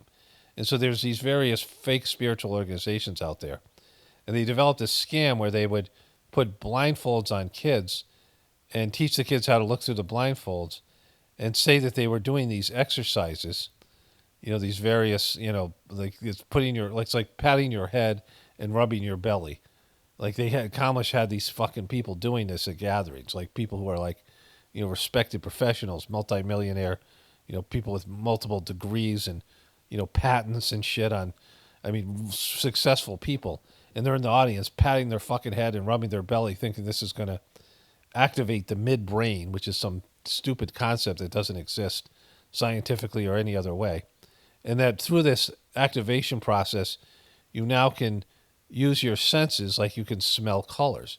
And you got these kids with blindfolds solving Rubik's Cubes, and you can see they're peeking through the blindfolds. And so this thing was a midbrain activation scam, and this kid did it. And he goes to Kamlish because the parents are from the same area and they're friends, and he pretends to read with his feet, and he scams Kamlish, this guy Dodgy, who's now the master of the system. And this is back in 2015, when we were still in India. I didn't know this went on. But I find out about it in 2017 and 18, when all these people in the mission who are doing our meditators contact me because they know I'm talking shit about Kamlish in my Journey series, and it kind of goes public through the mission. And all these people contact me, go, do you know about this Brighter Mind scam? And so Kamlish ends up franchising this scam, which is the opposite of the Sajmark system. Like, it's just fucking batshit crazy. And he got duped by this kid. Like, I end up finding out who the original kid is. This doctor calls me from Houston, an Indian guy who he's like freaked out, and he hears about me and he contacts me on Facebook. And he's, we have these phone conversations, and he was tasked with doing scientific documentation of this scam. And he does real science, and he puts eye patches over the kids' eyes instead of blindfold, and not one of them could do the fucking tricks anymore. And there's another guy in the Rationalist Society of India who's already done these things to debunk these programs. And it was already debunked before Kamlish if he'd done any sort of research. This is like a Trump-like thing, right? If Kamlish had looked up, Kamlish Dodgy, Dodgy was, Kamlish's name. His original name's Kamlish. And if he had looked up any of this stuff, he would have realized this was a scam. But he gets duped, and he gets people to fucking franchise it because he's master of the system and they listen to him. And now there's people who've quit their jobs and they're selling this thing. And so he gets all these people who are scientists and doctors to do research, and he thinks they're going to fudge the research for him. But this one American guy doesn't, and everybody comes down on him, and he's like, oh my God, I'm in a cult, right? And he contacts me, he tells me about this, and he tested the original kid. And this kid's still going around now. He's 18, 19 years old, and he's running the show. He runs these performances, and it's just a fucking total scam. And so I told everybody about this. And one of my viewers was an Australian woman, and she writes to me and says that she had dated an Indian guy. And that the Indian culture, which I was aware of, they don't like to lose face, right? They don't like to be embarrassed. So they'll, like if you ask somebody for directions, they don't want to tell you they don't know where it is, and they'll just give you directions even though they don't know where the fuck, they don't even know what you're talking about. Oftentimes there's a language issue, right? So they don't like to be embarrassed, and to bring shame on your family and to be seen as a scumbag and like to someone who like done something so stupid as fall for something that some kid pretends he reads with his feet and you bought into it so much so that you end up embarrassing like the whole organization, right? So Kamlish is like fucking, balls deep into this fucking Brighter Mind scam, and everybody who's got half a brain knows it's fake. I mean, these kids are up there with a blindfold on, smelling a Rubik's Cube and supposed to be smelling colors. I mean, if they could, the Rubik's Cube has all these different colors, right? It's fucking really stupid, right? The R word would apply here. And so, but because he can't lose face, he won't admit to it. And Trump is just like that. Like, Trump's that kind of guy, right? Trump isn't going to lose face over this tariff thing. If he admits he's wrong, like, he's got to admit that he's a bozo. Like this, it's going against his whole, I'm this brilliant businessman, I do things better, and I'm just better in every way. I'm better than George Washington, I'm better than Lincoln, I'm certainly better than Biden. He's got to say, I don't know what the fuck I'm doing. I don't know, I don't really even understand how tariffs work, and I employed them, and now I fucked everything up. Sorry. Like, there's no way he's going to do that. So all he can do is go further into it. And the more he does that, the more isolated he gets, and the more everyone sees him as a complete bozo. And up until the point where even his own followers, who are now paying 3 times what they used to for groceries, are going to have to fucking bail on the guy because he just doesn't fucking get it. But he's not going to do the right thing for America and say, guess what? I don't know what the fuck I'm doing. Right? I'm an idiot. I don't know. I'm just a fucking, I'm just a grifter who just bullshits my way through life. And I don't really like to do research, and I'm, often on the wrong side of things, but somebody just always bails me out. And hopefully that'll happen here because I fucked everybody. And so that's Trump. So to go back to this story, this story about the, Brighter Mind scam in India. And so when I said to my son, my son's now 20, the kid's probably 20, they were like the same age. And I said, the kid that duped Dodgy. And I said to my son, I told him about the Brighter Minds scam because he knew. He goes, yes, the kid was trying to show everyone he could read with a blindfold, and everyone knew he was bullshitting. And I was like, well, how'd they know? He goes, because it was this kid. Like, it was stupid anyway. But, like, it's this kid, he named the kid. He goes, everyone knows. That's what he does, right? And everyone in the ashram knew this kid was a bullshitter. He was kind of Trump-esque. And Dodgy fell for it. This fucking guy who's now running this mission, Dodgy's a multi-millionaire who owns 7 pharmacies. Of course, his kids got into this scam where they defrauded investors $170 million, right? So, this whole thing. And, like, he gets duped by this, and then they expect everyone to fold in because he's mastered the system. He expects scientists to put their careers on the line and fudge research, their reputation. This guy, that contacted me is an American doctor, a prominent American doctor in the hospital, who's, he's got a following. And he was supposed to lie to, and put his career at risk to push this bullshit thing that Dodgy was doing, right? And these are people, these grifters that do these kind of things. And they expect everyone to go along because they're narcissists. And they don't understand that people have lives. And what's more important to Trump is that his brand and how people view him and, his bullshit doesn't, him being a grifter and a bullshitter doesn't get exposed. He doesn't want to be exposed as a piece of shit he is, right? And so this is why he's going to double and triple down. Like, he knows now this thing's fucked. It's gone sideways, right? And, the American people didn't want, something that, like, was going to take a long time. He didn't campaign on, you're going to suffer more now, but it's going to be better later, with no proof. Like, nobody trusts him like that, right? Like, he doesn't know. Like, he doesn't know what's going to happen if he creates a trade war. Like, we know it's going sideways now, and it could get worse. It doesn't mean at the end there's going to be more American manufacturing, and we don't even know what that's going to be about. Like, how is that going to affect the value of the dollar, our relationships with these other countries, all these things. America's being screwed over. I'm going to take care of it. And these guys, once they know that I caught them, they're just going to fold. That's not what criminals do, right? And, they're not. America isn't being screwed over. It's being screwed over by people like Trump. We're always being screwed over. The taxpayer in every country is being screwed over by these people. I said every 4 years, we vote for the guy who's going to fucking rob from us, right? The guy who's going to screw us over. Because that's what's happened. They're going to take American money, American, governmental, the collective taxes and the printing presses, and they're going to loot it. They're going to, give deals to people that are going to give them kickbacks. They're going to, do whatever they're going to do to screw the rest of us. Like, we're all paying taxes, and they're going to misuse the funds.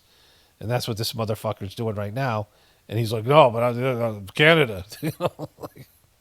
We don't need their cars. We don't need their energy. We don't need their lumber. We don't need anything that they give. We do it because we want to be helpful. But is that why we do it?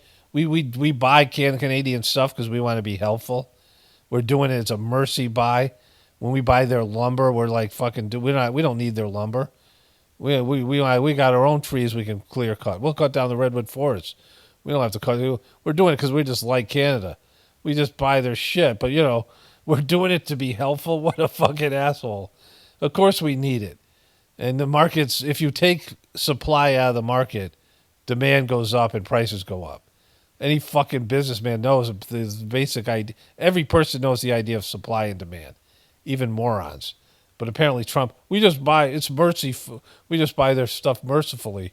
Anything that they give, we do it because we want to be helpful. But it comes a point when you just can't do that. You have to run your own country.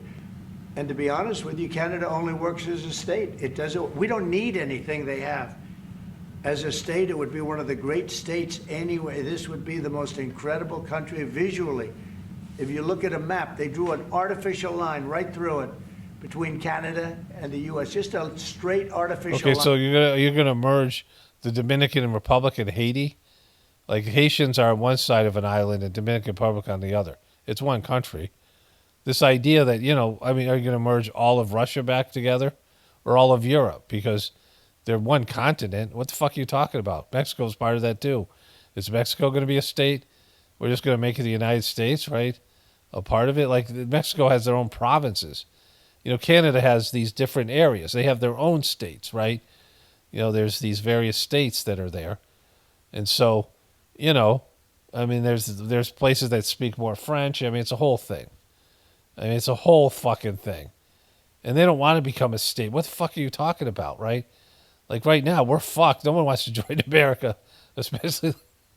Somebody did it a long time ago. Who did that thing? Who drew that line? Was it France and England, right? England took America and France took Canada. Is that what happened? Many, many decades ago. And decades. It's like centuries ago, bro. Makes no sense. It makes no sense. Makes no fucking sense. There's a line there. He's a complete asshat, right? These Trumpers believe this fucking guy. They thought this guy was going to save them, right? So perfect as a great and cherished state. Keeping "O Canada," the national anthem. I love it. I think it's great. Keep it. But it'll be for the state, one of our greatest states. It'll have their own anthem, but we'll be a state. Maybe our greatest state. But why should we subsidize another country for $200 billion? It should be the greatest state because it's the whole fucking country. This is $200 billion a year. And again, we don't need their lumber. We don't need their energy. We have more than they do. We don't need anything. We don't need their cars. I'd much rather make the cars here. And there's not a thing that we need. Now, there'll be a little disruption, but it won't be very long. But they need us. We really don't need them. Okay, so nobody signed on for this shit, right? Americans expected immediate relief. Nobody, Americans don't have the attention for this kind of thing. Nobody wants to hear, things are going to get worse before they get better. That's not true. They're not. He doesn't know what the fuck he's doing. He's talking about annexing Greenland and fuck Denmark and all these things he's doing. The Gulf of America. It's just bullshit stuff he's doing. Fake patriotism, and America's going into the fucking shitter, right? This guy's a fucking ass clown. It's hilarious. Trumpers believe this guy was going to fucking save them, right? The best he can do is provide comedy relief, which is happening until things are going to get bad quickly. Okay, so I'm going to go to a Fox News clip about Rosie O'Donnell and the Irish Prime Minister. It's a whole fucked up thing. It's just more fucked up Trump stuff. And I saw some comments come in. Most of the people who leave comments agree with me. And it's not like some prerequisite that I need everyone to agree with me because, I like being an individual thinker, right? If I had anything going on here, if I was just going to say stuff that everyone else knew, then why the fuck would I be talking, right? If I was going to say stuff that everyone else kind of got on their own, or they didn't see it, or I didn't have any kind of new information or a different way of looking at things. I'm dyslexic, and I have I'm a really extreme introvert, and some other things, right? Like I'm different. Like I said, that 10% of the people are left-handed. Like everyone's got their individual things that are different from everyone else. Where a small group of people think like you or see the world like through your lens, or and the spirituality stuff and all that stuff, right? So the reason I think I have something valuable to say is that I see the world differently. So I understand people aren't going to agree with me, which is fine. It's just they don't have to tell me about it. I don't care. Like again, I don't have a complaint department, and usually they're coming from a place of being emotionally butthurt because their beliefs, they're wrong about something, and I've just exposed them being wrong or brought information that would make them confront their own beliefs, and it makes them feel uncomfortable, so they have to say something to me. So the case in point, here's this comment here. I got to scroll down to it. I'm not a Trumper, but Trump hate is tiring. What what were our opinions last November? Love the spiritual knowledge, brother. Thanks for your work. You know, and then this person down below, Paul has terminal case of TDS. He's obsessed, right?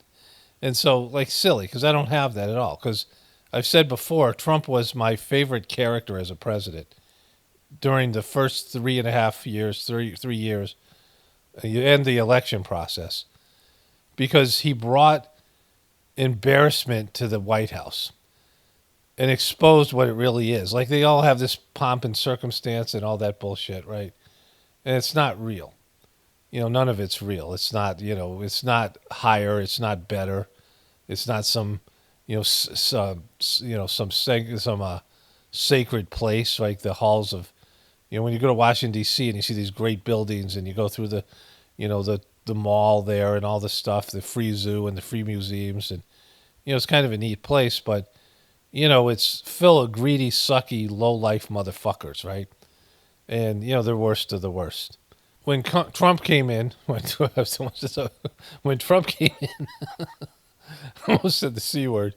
When Trump came in, and I was calling him that name, but like that was his actual name, like just a subconscious thing. When he came in, he made a mockery of it, and it drove them nuts because he was not acting presidential, which is an act. It's a fake thing. You know, it's not a real thing. And there's no real decorum, and he just brought that to a close. And, you know, I would have loved his latest State of the Union, but like he's screwing everybody, his supporters over, who, you know, they deserve it because they're Trump supporters. But, you know, because they bought into something that's they could easily see through. But he's behaving in a way that's just, you know, he jumped the shark in his last 6 months of office. He's been a whiny little bitch for the last 4 years of the Biden administration about his election thing and how fair it is, how the world, you know, victim stuff. And now he's coming in like a bozo, and he's just taking a sledgehammer to the government. It's still kind of funny, but it sucks. Like, it just is what it is. And so for people to attribute hate to it, like, I don't hate him or anybody. Like, I'm not all hateful about it. And, you know, I was equally dismissive of Kamala. I mean, I called her Kamala Knee Pads Harris, right? And so it's not being accurate about my perception of what I'm saying here. But this first person, let me go back to the comment. The first person saying, I'm not a Trumper, but the Trump hate is tiring. Well, then why is it tiring? It's funny. Like, you know, what difference does it make? You know, if it's just there. It's not hate anyway, but just me making fun of him. But you're okay with me making fun of everybody else or Kamala? I didn't hear you whining about that, right? What were our opinions last November? Well, it's not a matter of, like, you voted for Trump, right? I mean, that's what it means. You thought Kamala was worse, and she was to a certain extent, but Kamala wouldn't be doing this. The country would still be going into the crapper either way. But Trump is the one who's bringing it into the crapper. And you'll see it when we go into this Fox clip about Rosie O'Donnell. You won't see it. These people won't see it, but, you know, the majority of people will. Love your spiritual knowledge, brothers. Thanks for your work. Well, if you love my spiritual knowledge, then you would see that I have insights to things. And, you know, Trump, when he was running for president, it was clear that he was bullshitting about I said it back then, that Trump was faking his assassination attempt. He was lying to his people, which is fucked up. And they did it in such a WWE way, you know, all of that, right? And this person who says Paul has a terminal case of TDS, he's obsessed. Again, I called Kamala Knee Pads Harris. Like, I, you know, react to what's going on when it's happening. So why I'm hard on Trumpers now is because you were full of shit and you believe stuff about Trump that's not true.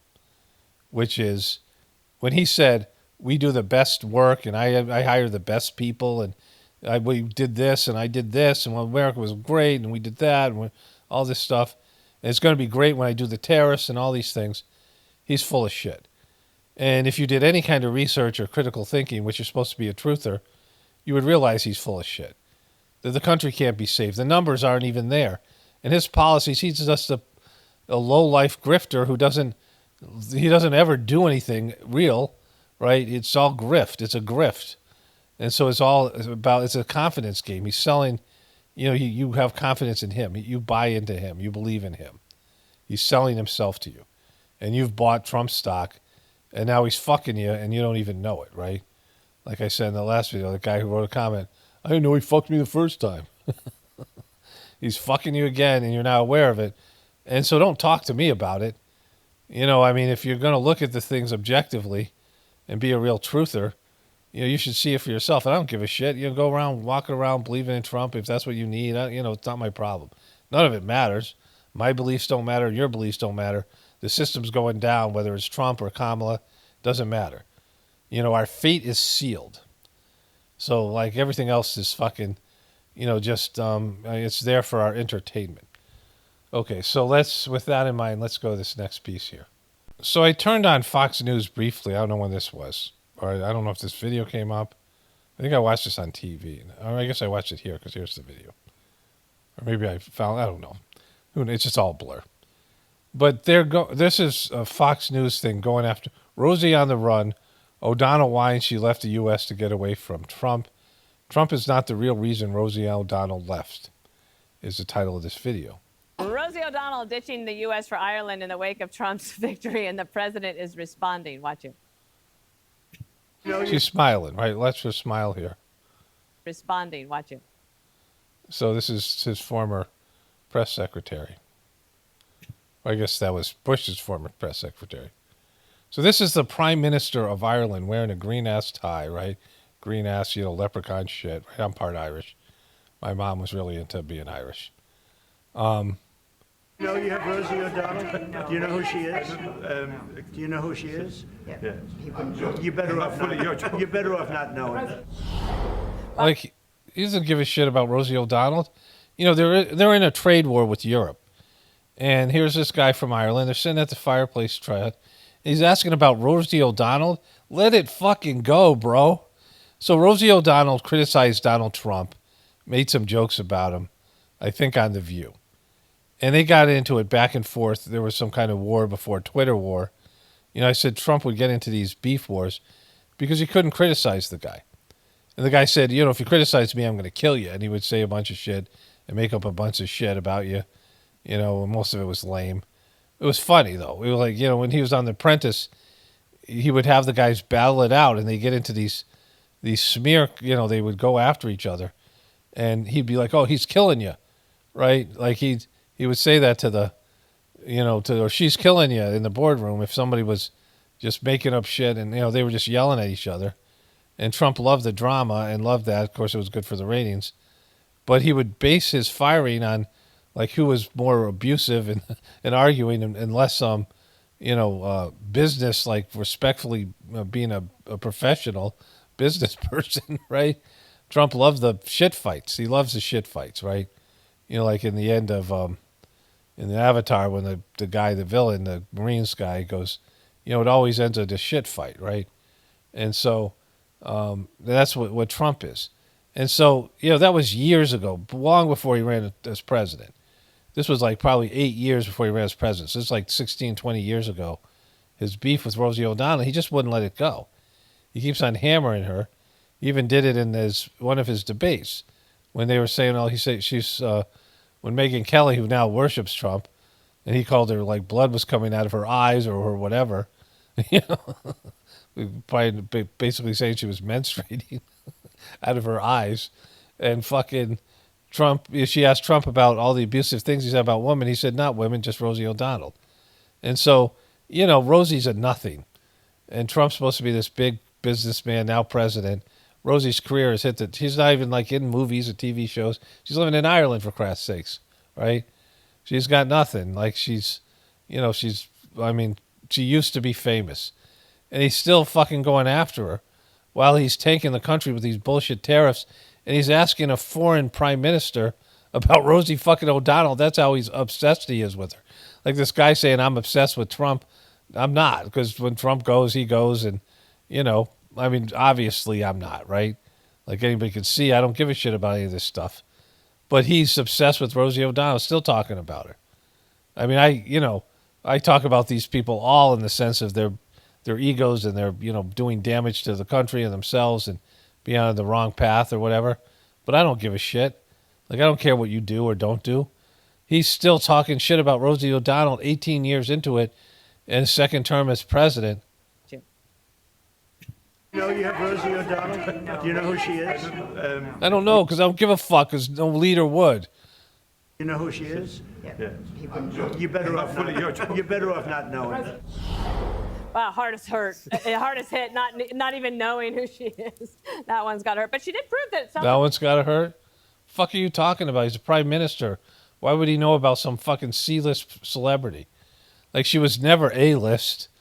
She was never a great comedian. She was on the fucking View, right? She's a C-list. Now she's like a D or E, or how far does it go, right? F-level celebrity? Or she's not even a celebrity. She's got maybe a slight following on Instagram or some shit. deportation could work, right? Yeah, they'll find out soon enough when she gets there and eats them out of house and home. You know, Fat joke? Gay dude? I have this idea, and I'm going to give it to Fox Nation because that's the kind of person I am. You know the VH specials, Where Are They Now? Yeah. They need to do Where Are They Now for political moments. The legendary debate, Trump, Megyn Kelly, Rosie O. Where are they? So you have, like, where did like one catapulted to the presidency, one went to NBC and then to podcast stardom, and the other one went to the land of the potato.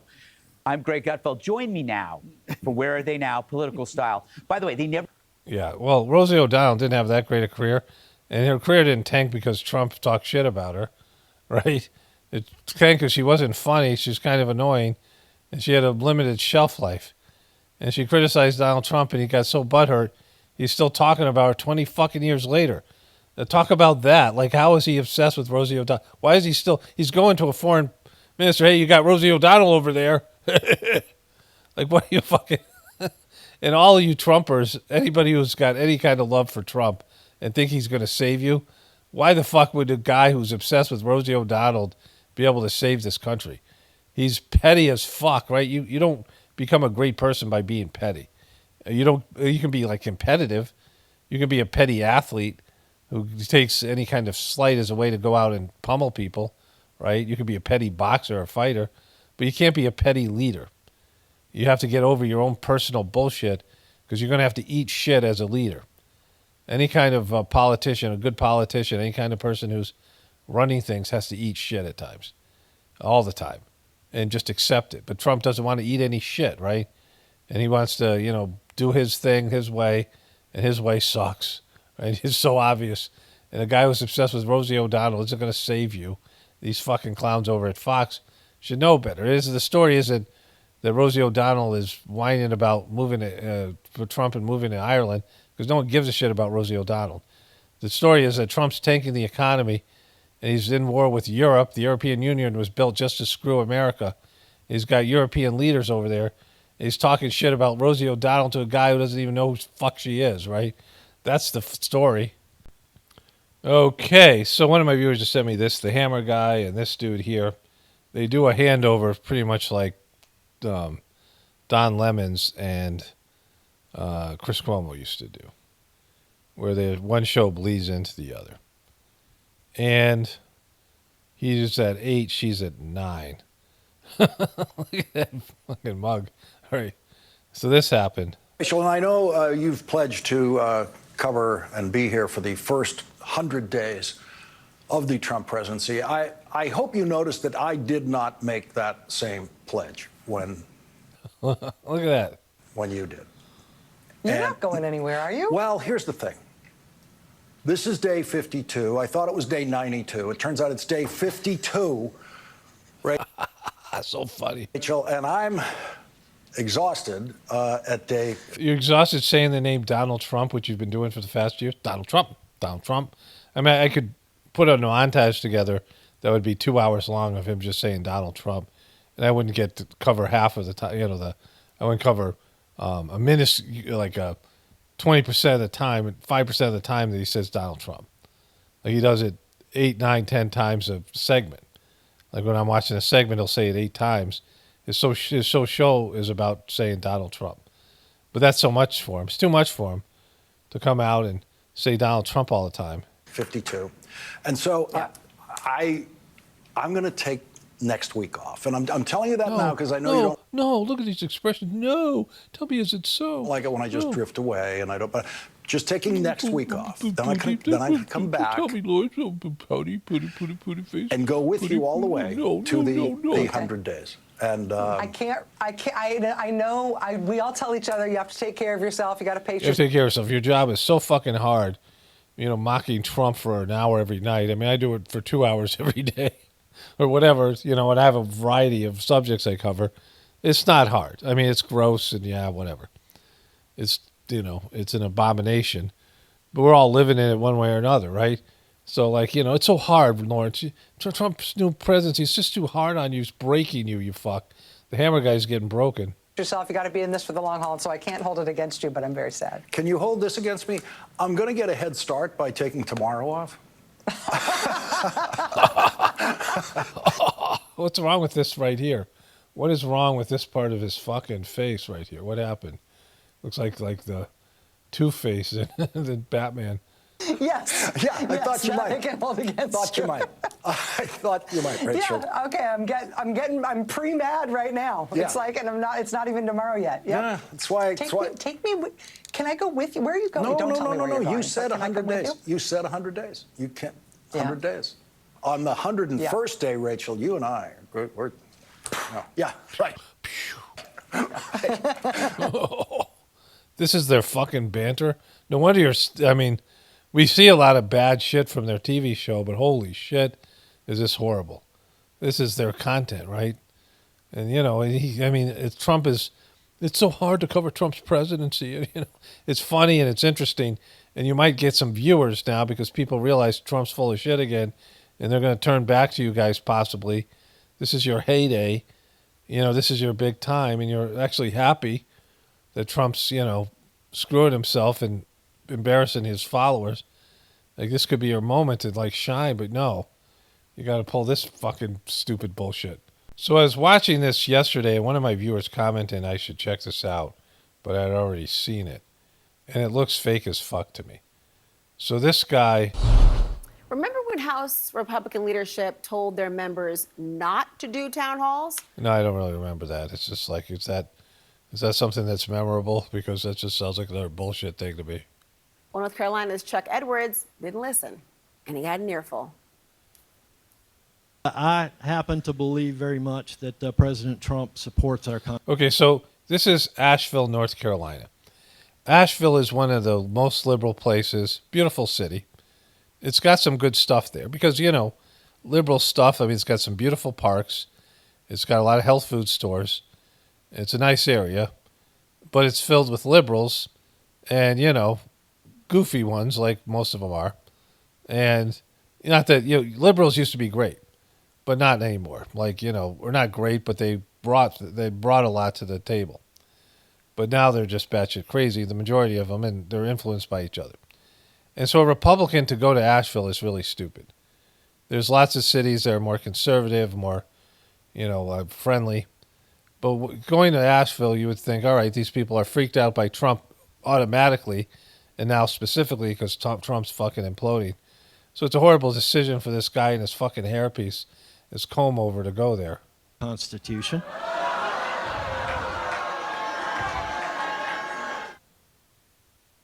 And that was just... So I watched this on the news, and I should have recorded it. So, usually I do, or whatever.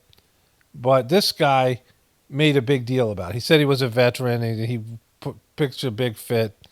He was one guy, and it looked like it was kind of staged, like those Antifa protests. So he was a veteran, and this guy didn't give a shit about him. He swore a lot. He got sort of aggressive with the cops, and then he was kicked out. And so I saw her earlier version of this, like they do 2 hours or whatever. But this is the one that they're putting up on the internet, which the part that I saw was fake as fuck. So this guy, you can see this guy on the internet. He just, he says he's a veteran. He's going out there. It's a whole debate on this guy doesn't, I'm ashamed of this veteran, or this veteran's right, this kind of bullshit. But it looks really staged. One of the more tame moments, by the way, because things quickly went off the rails. CNN's Isabel Rosales was in the room for all of it. Isabel? It was a So she was interviewing. She like when they did the segment the first time, she was literally in the room and you could hear like a bunch of lame protesters yelling something behind her, and it was like "Do your job" or something. But it was like 10 people, and they showed the people outside. It wasn't very many people, right? Asheville is I think they got like 100,000, 200,000 people, and this guy shows up, and they didn't get much of a turnout for their protest. packed house inside, the auditorium reaching a max capacity of 300 people. But there were several hundred others here outside that were waiting for hours to get in, only to be turned away. So loud at times that you could hear them from inside of. Okay, so here's the part here where they show the guy going off here.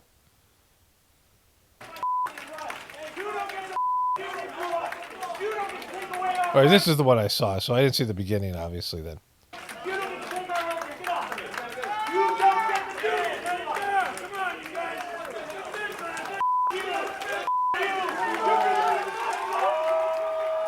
So most of the people are applauding him getting kicked out. You don't give a fuck about me, Vet says to Congressman. Right after the town hall, the congressman took questions from reporters, and just feet away, this moment of people pounding on the glass doors. So she was in there and they were yelling, "Do your job." And it's like some kids and some other people. You could barely hear them. And I'm like, this look, you're blowing this up like it's, it's Asheville, North Carolina. Yeah, people are pissed about Trump and the grocery prices and all that. But, like Asheville, North Carolina can't even turn out a quality protest. Shouting shame on you and other chants, extremely loud yelling, wanting their voices to be heard. But I did also hear from other constituents saying thank you to Congressman Edwards. It's not a big deal. Like, it's just exaggerated as fuck. Some disgruntled vet, like, there's a disgruntled vet in every fucking town.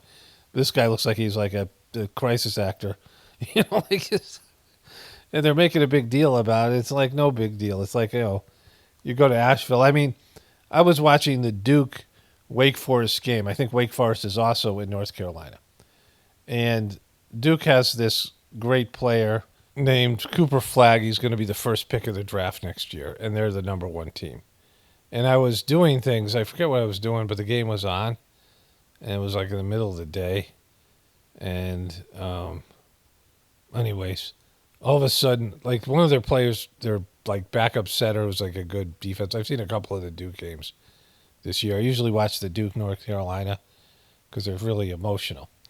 And they had all these rabid Duke fans in there. And Wake Forest is kicking their ass. Like, Duke is like people love them or they hate them.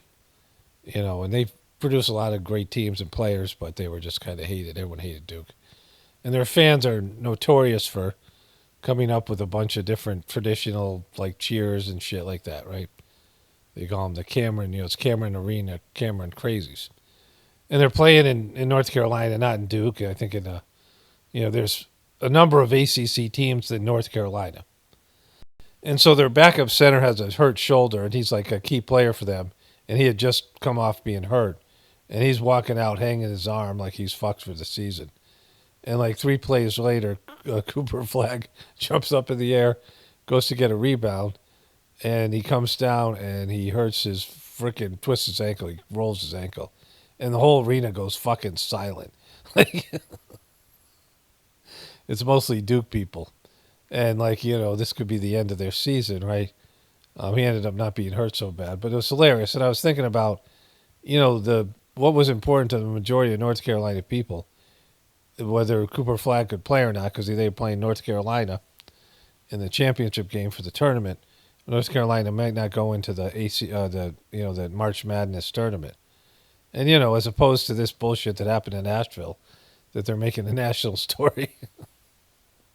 More people are in North Carolina concerned for some white guy from Maine named Cooper Flagg, I think he's only 17, than they are about this senator going to Asheville and the stuff with Trump. But anyways, let's wrap this one up here. Only spirituality will save this world. It's Paul Romano, definitely reporting from the Apocalypse and the Ascension. Everyone have a blessed day and be grateful.